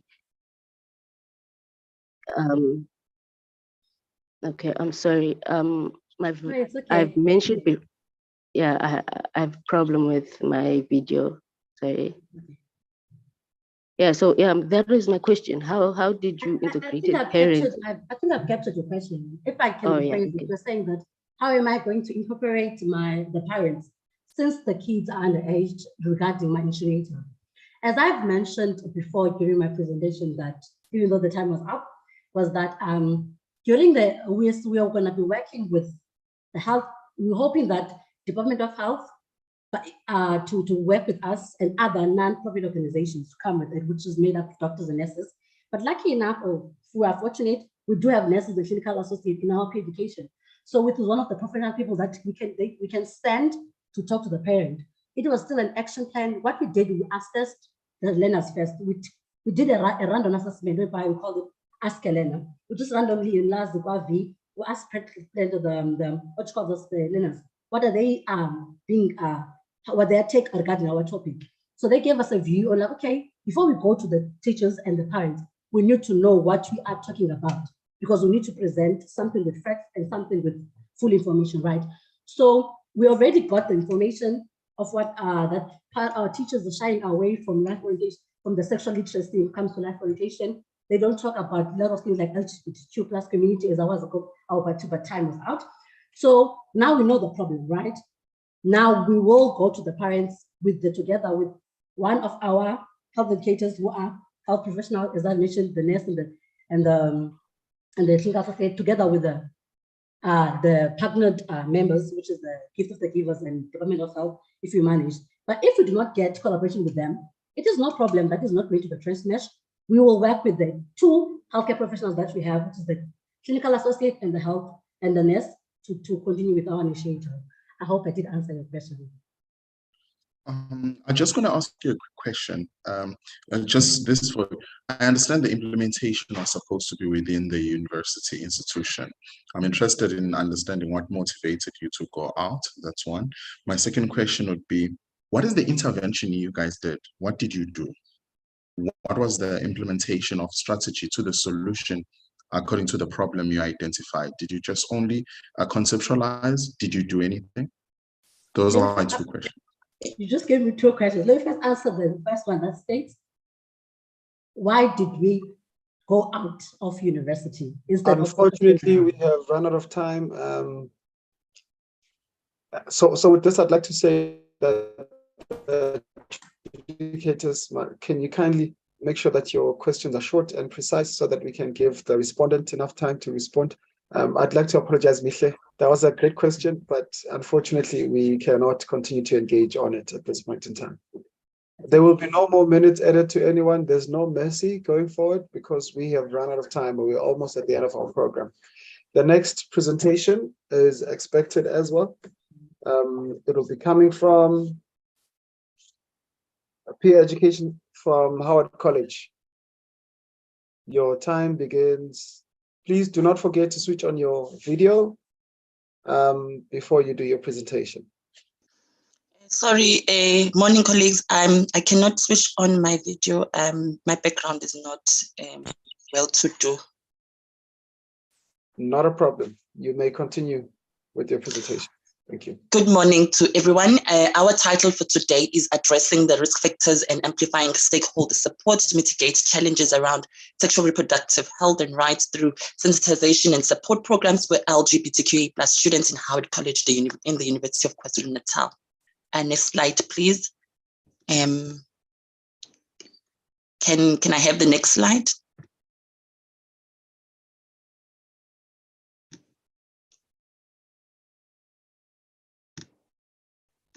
So I'm going to be covering the challenges around sexual reproductive health and rights on campus for queer communities on campus, and as well as the approach that we use to design our intervention and the planning phase that we indulge with as peer educators.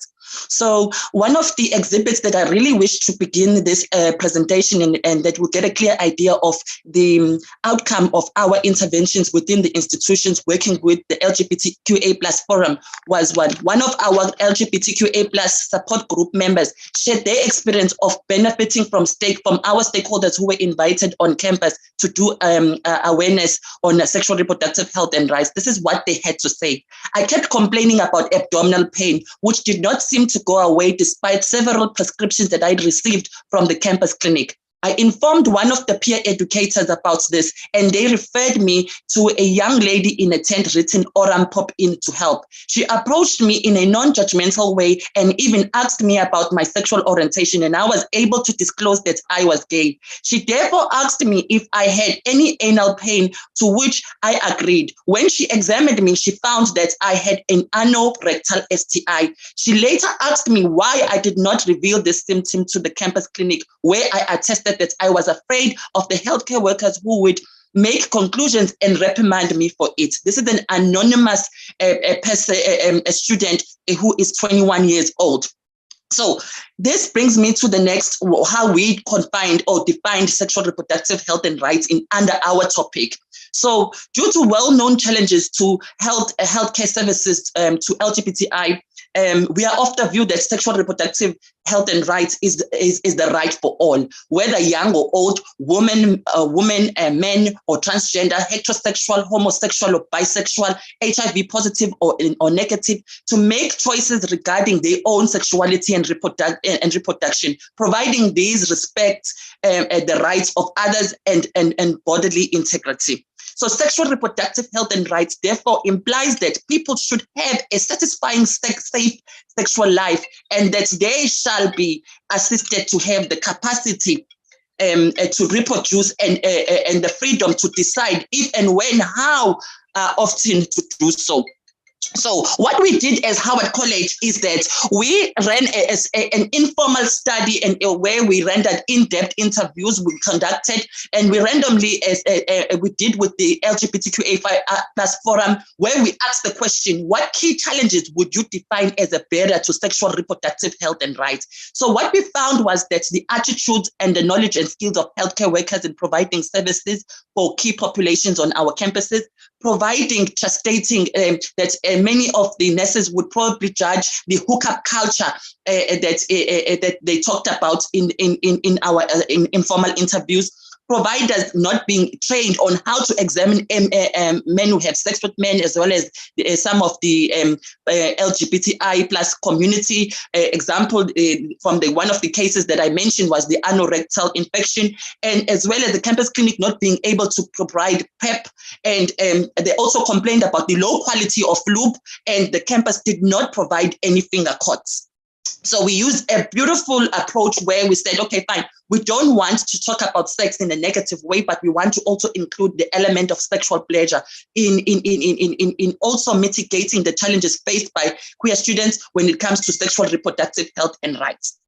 So our project planning, we met as a team and we sat and we devised interventions. And one of our interventions that we devised in our second meeting, we presented a proposal to our stakeholders. We invited stakeholders into a meeting. And if my slides are working on your side, because I'm using different slides now, is that you would see the different types of stakeholders we had engaged in mitigating and sensitizing around this issue. So our program one lasted for 2 weeks, was warm up on PrEP. We partnered with Oram Pop in where we provided PrEP to students. And our second program was where it was a Queer Wellness Week. We are on our Queer Wellness Week as we speak again. Every month we have a Queer Wellness Week. We partner with HIV Care, where we provide HIV testing, lube, condoms, finger cots, and other services that are linked to sexual reproductive health and rights. And our third program was community engagement, which is also core to the university's goal, where we sensitize. Yes? Hello, we have run out of time. Apologies. Oh, okay. At this point in time, I'd like to open the floor to the adjudicators to begin their question and answer session. Please be precise on both sides. Tenjo in your response, and the adjudicators in the question and answer. Okay. Your time begins now.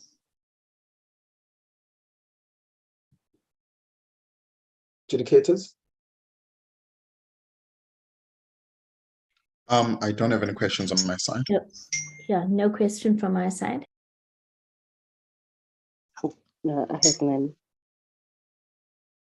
Yeah, also from my side, really great presentation, and maybe something around. Let me ask this: how free? Because it was really great for me that you actually asked queer people around their experiences and engaged them. How open did you find people to be willing to share their experiences and their needs in this area of sexual reproductive health rights? Thank you so much, Prof, for that question. It was quite a challenge, but because we were working with queer students and the Queer Forum was the leading this in while they were asking the questions, it was easy for them to really connect with people and faces that they knew, and that sort of like provided a safe space for queer students on campus to be able to speak about their experiences authentically. Thank you.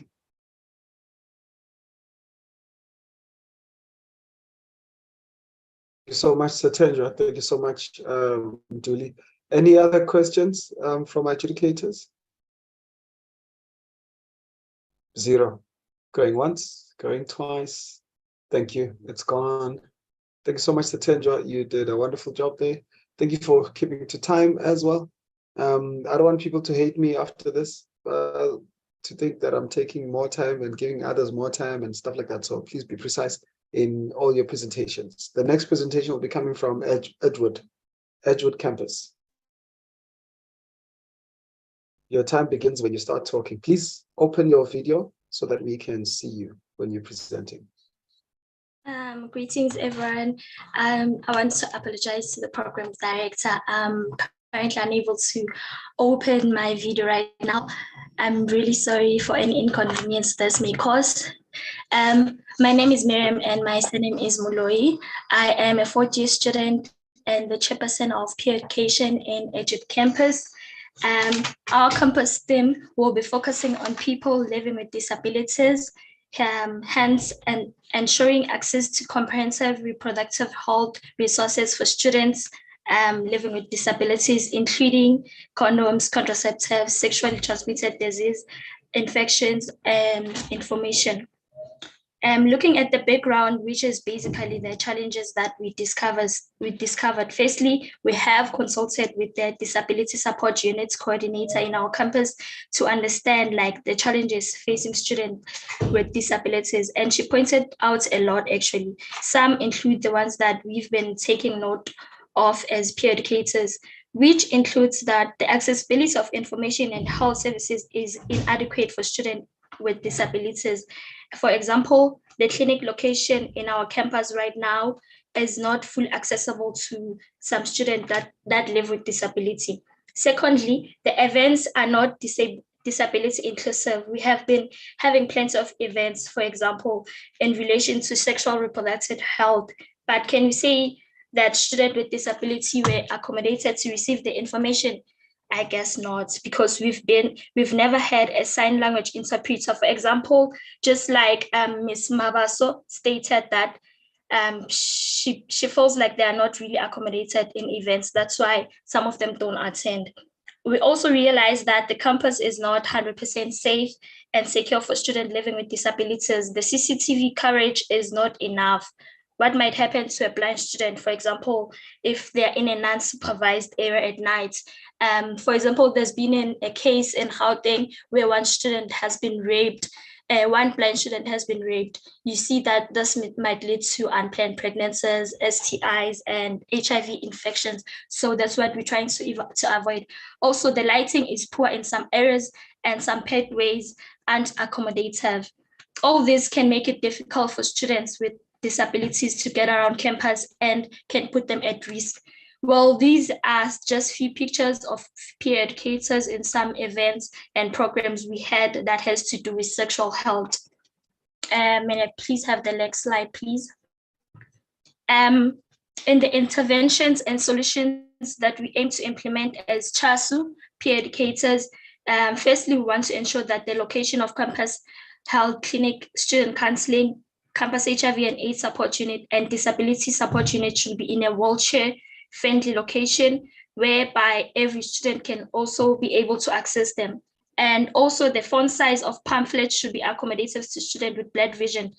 Pamphlets with braille should be introduced for blind students.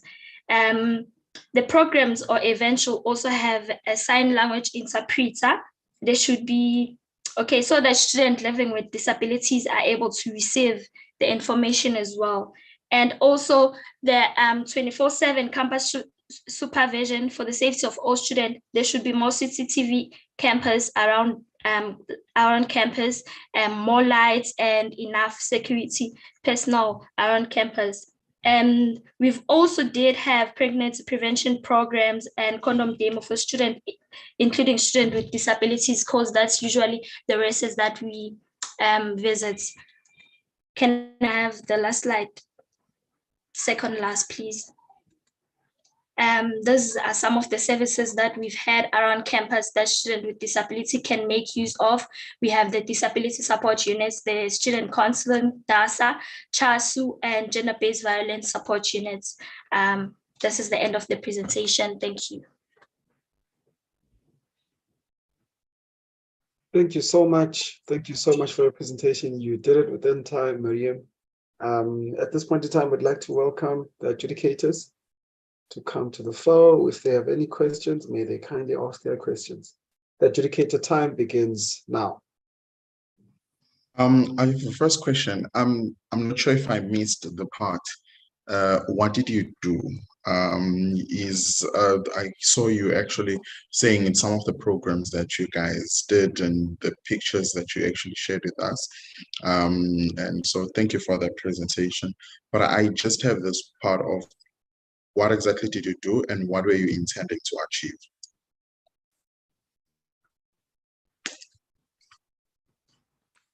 Oh, we in the race talk and the events that we did hold several events and programs which are in relation to sexual reproductive health, but which are also inclusive of all students, because the races that we visit do have students with disabilities. Thus, I said that these are the issues that we have been able to discover, and we are still in an implementation stage of going forward next year, and we'll make sure that we include internal stakeholders. I hope that answers the question. Okay, thank you.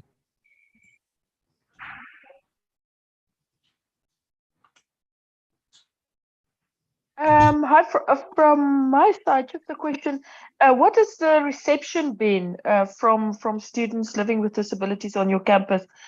Like, have people been drawn to your activities? Have you seen change? Just how has it been taken up?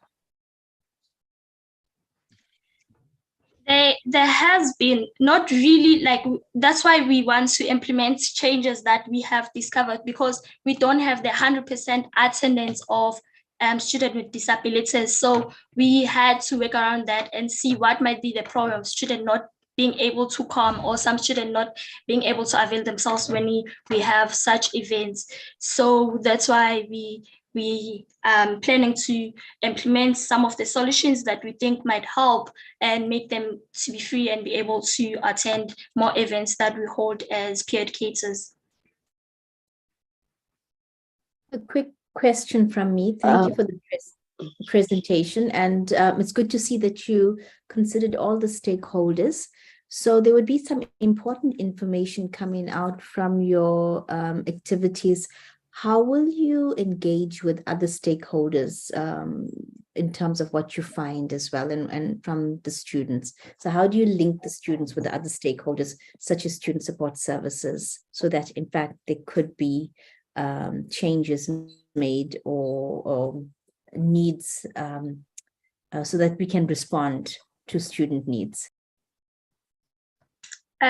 Sorry, can you please repeat that? How do we, what? Sorry. Okay, so you mentioned other stakeholders, in other words, what should be in place. I'm assuming you're going to get quite a bit of information from the activities that you have from the students. How do you communicate this information to the university stakeholders as well that provide the services? Oh, we do have when we do have events, we do give out information on how they can get hold of, probably, for example, the student counseling. We give out emails on how to get them, or send them emails and ask the counseling. We also do have the information on the disability support units, and that's about that. That's how we make sure that they are able to interact with each other and get help.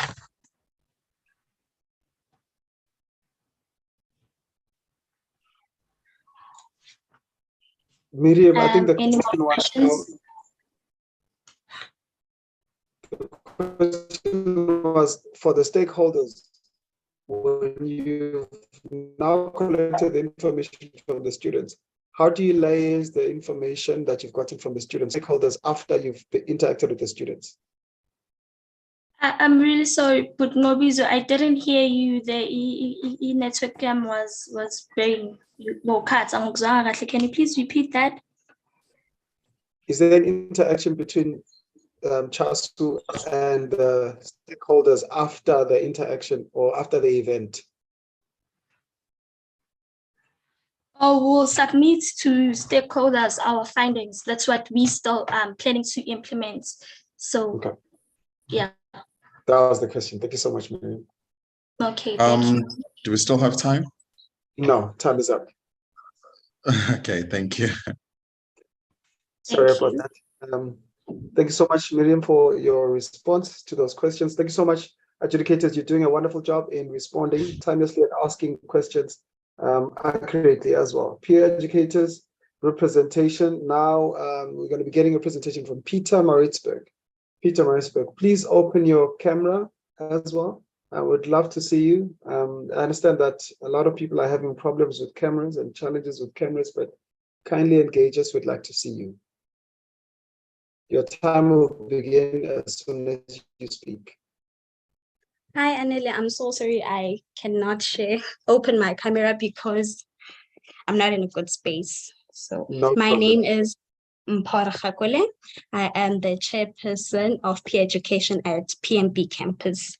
And the topic and the aim is promoting inclusive and accessible sexual and reproductive health education for students with disabilities. And to achieve this, we spoke to Nandi, who is a former peer educator and mentor who now works at the Disability Support Unit, to find out on how CHASU can be more inclusive and accessible to students with disability. We drafted a questionnaire in which she gave to the students with disability, and we got feedback from her. We also spoke to Jobe, who is a master's candidate living with a disability, to educate us on how to treat people with disabilities. And he gave us tips on how to make sure that students with disabilities have a safe space in CHASU, because we want to create a safe space for every student on campus. We had a rest talk at DU, and we had conversations to educate and engage on the following topics: PrEP and PEP, contraceptive methods, condom demonstration, hygiene, mental health, as well as gender-based violence. These topics are the topics that we always talk about when we have weekly rest talks, but because of so many barriers such as language and students with disability not being able to receive information on time, they cannot attend the rest talks that we have on residents. So we decided to go to DU so that we can talk to them directly. It was very interesting to have this talk because we got to engage on these issues that we all relate to. And thank you to Sis Londega, who was our interpreter for the day. Everyone got to understand what we were talking about. And when we were demonstrating condoms, it was very interesting and nice to see that blind students are able to feel the condoms, such as dental dam, finger condom, female condom, and the male condom, since they could not see what we were demonstrating. And from everything that was done, the conversations with Sis Nandi, the conversations with Jobe, and the talks we had at DU, we came up with these strategies going forth. The strategies on how to be more accessible and inclusive. So firstly, we want to have more of these informative and educational conversations on sexual reproductive health and rights.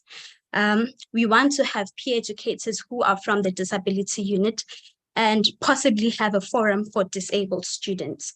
And we want to host more awareness campaigns and promote inclusivity of students with disability so that they can be part of every event we are hosting on campus. We want to modify the way we deliver information so that it can be accessible to everyone. We have identified a gap in which information is not well delivered for students with disabilities. Some of them did not know that CHASU existed, and we want that to be accessible information for everyone on campus. Thank you.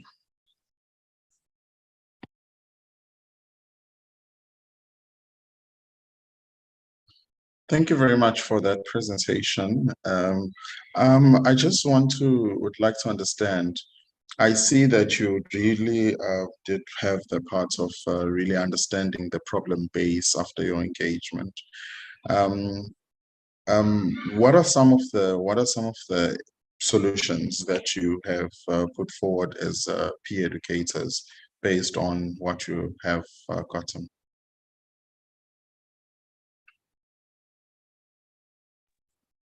So firstly, we want to have more conversations on these topics. So we will have more rest talks or talks with the people with disabilities at DU, because they cannot join us on the rest talks that we have weekly on the residents that are here at UKZN. We would like for them to frequent our office enough so that we get to know the challenges that they have. And we are very proud and happy that we have established a relationship with them, so that going forth, we know what they need and we can help in any way we can. Thank you. Hi, it's Angeline. I have a quick question. So my understanding is that these presentations are targeting students with disabilities only. Am I right? Marginalized communities could be LGBTQI. Okay. Yes. Yes. Okay, so I missed that. Thank you very much. So how would you then invite, share with me how you invited? Are these students that are at RES? So you would just go to RES and it's an open invitation to all students at the residence? Or do you invite just particular groups? So before we go to the races, we speak to the RAs and create a poster that is shared on the group so that everyone who lives there gets to see it. And thank you. You've answered my question. So it is open to all students in the res? Yes, ma'am. Thank you. Can I just have a follow-up question on that? Then if it is open to all of students at res, how do you identify your marginalized community and how do you measure impact? It is very unfortunate that when we go to the residents for our res talks, most of the disabled students or the students with disabilities cannot join us. We've identified a problem that most of them are not part of the group chats that are on their residents. So going forth, we are going to print out posters and post them on the residents so that they can see that we are going to a certain race for a race talk, and also post them at DU because they frequent the disability unit often.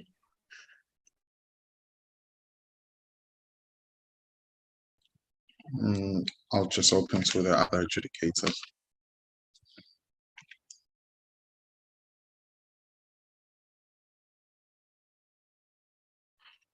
I'm good. Maybe just like one remark from my side that I find it interesting that you almost slowed down the process in your implementation by first like taking quite a bit of time to figure out like what is the things that you want to engage and to listen to the community. I like the idea of doing a survey.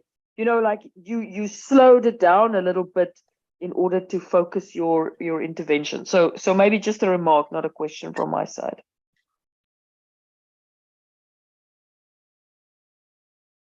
Thank you. Thank you so much for my adjudicators. I hope the scores are looking good there and they're almost completed. Thank you so much for the presentation input as well. This was a presentation from all different campuses in the University of KwaZulu-Natal. Of course, we have discovered that there is a problem and the problem is similar in most campuses. And I really appreciate how each and every peer educator on campus has been quite effective, or at least have the forums have tried to reach out to the students to desensitize them, to educate them, and to give them all the information that's relevant, that's necessary to make sure that the environment is favorable for every student that's on campus. And thank you so much for the participation and the contribution, the time taken to make all these presentations. I understand that some people have been cut off as the program was going. We apologize for that. It wasn't personal, it was time-oriented. And next time we have these presentations, please ensure that the times are managed properly. With that being said, I want to recognize that there are a couple of issues that we have noticed as the presentations were being made. I'll just pick up on one problem that I've noticed. Like, for example, we have students that are living with a disability that perhaps require an individual to interpret for them. When these particular students go to the clinic, there is no interpreter. They have a need for going to the clinic, but there's no one to interpret for them. When they come to CHASU, they also have no interpreter at CHASU. When they go to certain academic settings as well, in need of services, maybe academic related issues, they also don't have any interpreter. When they also want to go and speak to a psychologist on campus that may assist them with services that are assisting them with mental health issues and etc., they also don't have any interpreter. And this is just one marginalized community and one example, but this seems to be permeating through in in many other communities as well on campus. And I guess these gatherings, such as the one that we have today, are gatherings that say something must be done about it. You know, we need an interpreter, we need interpreters for that matter, that may even be allocated in each and every area, or that may be required as and when the student is in need of the service. And I understand that the disability unit has tried its best to avail individuals that may be quite assistive, that have been quite assistive when it comes to students. But as the number of students that are in need of the assistance increases, there will definitely be a need to increase the number of interpreters as well. So the duty and the journey is not strenuous on anyone. The student doesn't feel like they are overexerting on the interpreter, and the interpreter doesn't feel like they are overused, or whatever the case may be. But I think there is a need to bridge that gap. And I'm using students living with this type of disability particularly as an example. And this is the case for most marginalized communities. Thank you so much. I don't know if there's any other closing remarks, any contributions before we get to the big time of the role play. Any contributions from my adjudicators on the matter at hand at this point? Any questions as well that have been raised? Yes, Nobizo? Yes. So I just want to really clearly outline that as much as we're sure we use some technological means to actually be able to adjudicate fairly, it was very much on an open platform to whoever is actually having access to it.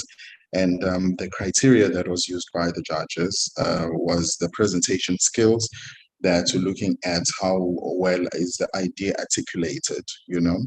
And sometimes when we're actually giving you or asking questions, is because we want to really give you a chance to make more clarity. Maybe you're not able to articulate a certain point, to say we need to actually raise your score. And I can see that majority of you have taken a good advantage of that. And the clearly defined community, another second point was the clearly defined marginalized community, to look at, are you able to identify a community that is marginalized? The third point was a problem within that community. Have you identified a clear problem? I think so, and that's also another thing, to just to say, not generalize, but rather to have a specific problem that you are addressing. And then the problem intervention match and relevance. So to say, yes, you have identified a problem, but what you did, was it in relevance to the idea, or was it in relevance to the problem that was clearly defined by you in the beginning? And also the last one, we're looking at some understanding, comprehensive understanding of what you're talking about.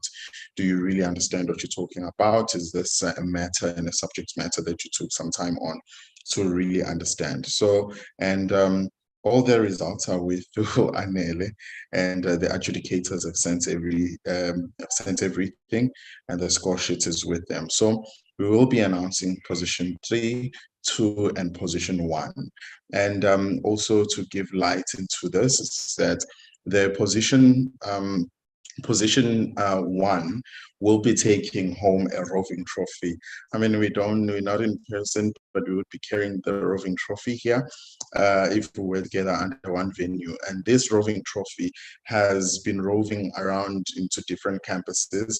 And this is the first time I really want to say this to Prof. Charlene and Dr. Stephen, to say, and Nogabela as well, because Nogabela said this is also her first time really getting into the very interactive space for her to be able to contribute. And thank you very much. So to say, this is a change from what we used to do previously, which was just poster presentations. But now we decided to really get students to have a meaningful approach to problem solving at the institution, to really incorporate the part of saying, you need to identify the problem first, and really have a solution to that particular problem. And when you're able to actually do an intervention strategy, and it's a life skill that as academians will need as we go forward. So, and these are peer educators who are within the institutions, who are active in their peer education space, who do this every day voluntarily as students to go out there and share information and help other peers as well. So, and these were their presentations that we've just had now. And thank you very much, Anele.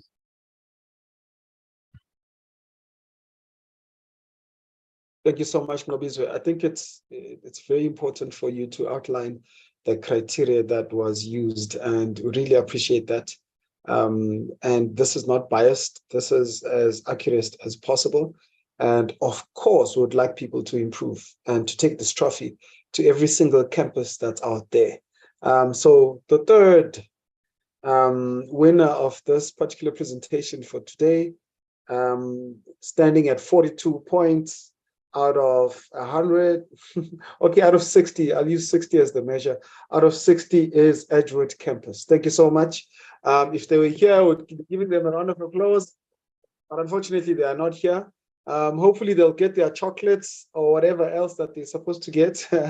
But well done, Edgewood, as number 3 for this particular presentation. The number 2, standing at number 2 with points 48, is the Pietermaritzburg campus. Thank you so much. It looks like everyone from the bottom, you know that statement that says the first shall be last and the last shall be first.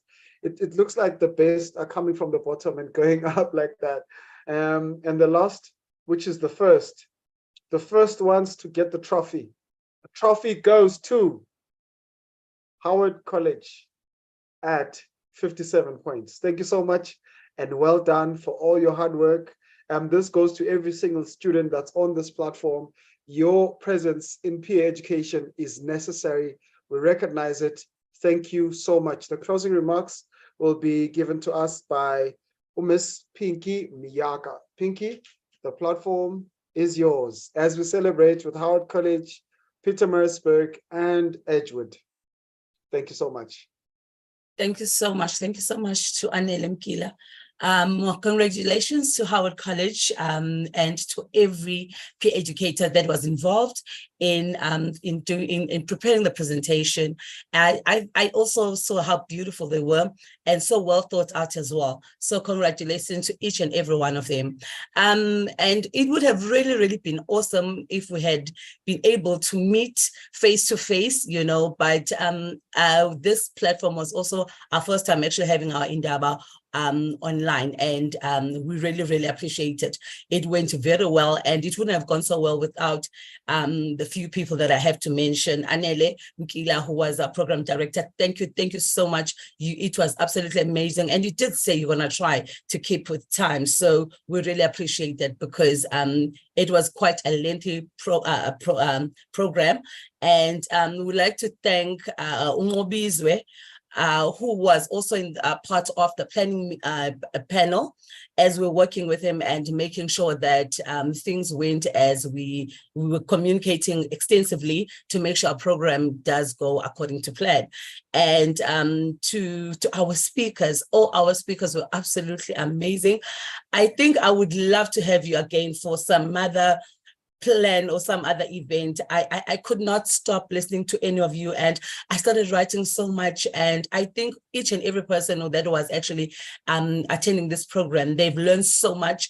We take away quite a lot from this program, the conversations, the knowledge that came with it, and the experience and the passion that we actually witnessed was absolutely commendable. And I was so glad that this was also virtual, so that even people on YouTube could be able to tune in and be part of this. So to Dr. Angeline, thank you so much. We really, really appreciate you. Made us introspect and think deeper, and in terms of what are we doing in terms of our perception and our discriminatory attitudes. So for that, we really, really appreciate. To Prof. Shalene van der Walt, thank you so much. I think what I really appreciated is the is the fact that we look at faith and faith organizations, and we think they can't be changers in the spheres. And with your presentation, you made us realize that we are really an agent of change, and the change shall start with each and every one of us. And to Andile Mabaso. Andile, we know this was probably not an easy thing to do, to be able to come and speak to so many people. But we really, really appreciate your experience, sharing your personal experience is never an easy thing, you know, and but you made us all question ourselves in terms of what are we doing to make sure that we do cater for students who are living with disability. And as Anele had actually alluded earlier on, that we don't even have interpreters when we have programs, and we have so many programs. So this is an indictment on us to say that we should look further to say, how do we make sure when we plan events, we make sure that it's inclusive for each and every student at the University of KwaZulu-Natal. And we'd like to thank the SRC representative who was here with us, Unandi Pa, for being here. It was really, she had to step in. We understand that they were busy with elections at the moment, but she took the time out, and for that we are so thankful. We'd like to thank the SICS for assisting us with audio, everything that is going on. It would have not been possible without your assistance. Thank you so much. And to disability units, oh gosh, you guys were absolutely amazing. I know Dr. Ashley is not here, and he played such a critical role in terms of also communicating with our speakers, and Unandi and Tai as well. Thank you so much. We really, really appreciate everything that you guys have done. Please do extend our gratitude to Dr. Ashley as well in his absentia. Thank you, DSU, for everything. We thank even our manager, Amit. He was here at some point. I don't know if he is here, but he did mention that he would have to leave, and he has to drive to Pietermaritzburg. We'd like to thank our CHASU staff. We'd like to thank Kenneth. I know Tilida has also been involved, and every other health promoters, our counselors, everyone that has been working with us. This was something that would have really, really appreciated to have had face to face, so that we could thank you accordingly. And we cannot forget our sign interpreters. You guys are super, super amazing. I'm sure you were talking so fast. Some of us are fast talkers, but you guys just held it down. So thank you so much to everyone. And we really, really look forward to having our next Indaba next year. And we really, really wish you all the best in your endeavors. Thank you so much. Over to you, Mr. Mkil.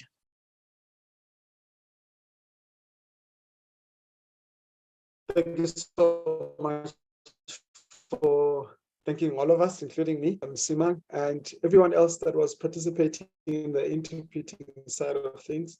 I think from now onwards, I need to learn that language myself, you know. I'm really tired of using my mouth all the time. At times, I must use my hands.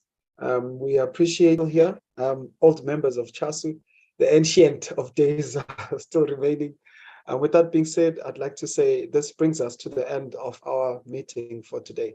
Thank you so much. Have lunch. Unfortunately, we're not having Uber Eats. We'll just have to figure something out by ourselves. Thank you and goodbye. It would have been nice to take a photo for all of us if we all switched on our cameras. And I think it would have been nice to take one photo. Is that okay? Okay. If just everyone can just switch on their cameras, everyone who can, because today I learned there are backgrounds that are not friendly. So if for anyone who's comfortable to actually just open up there, I think ICS can help us to have like thumbnails of everyone who has opened up their video. And maybe we can all, everyone, the participants, people who are just joining us, I would love to see faces. And I think it would be nice to take a big photo.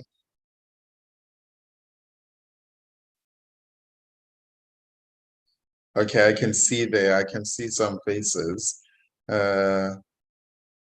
But I only have about, what, 2, 4, 6 9 people with cameras on, 10 with Miriam Moloi. There we go. It's Nandi. Anyone else who's keen on opening up their camera so that we can just take a photo?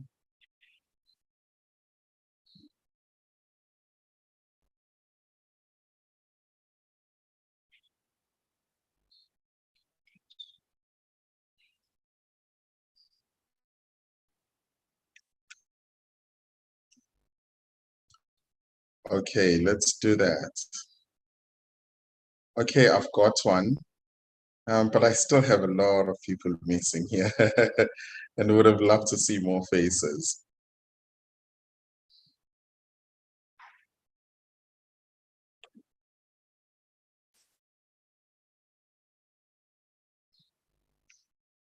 Thank you very much. I got it. Thank you.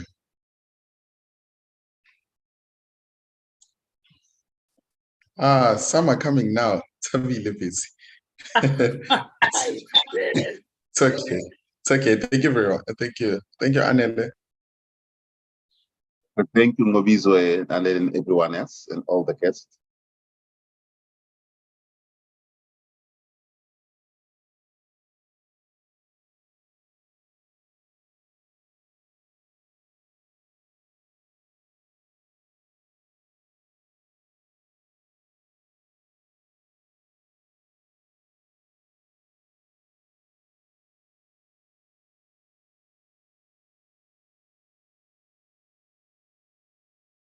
Hi, Pinky.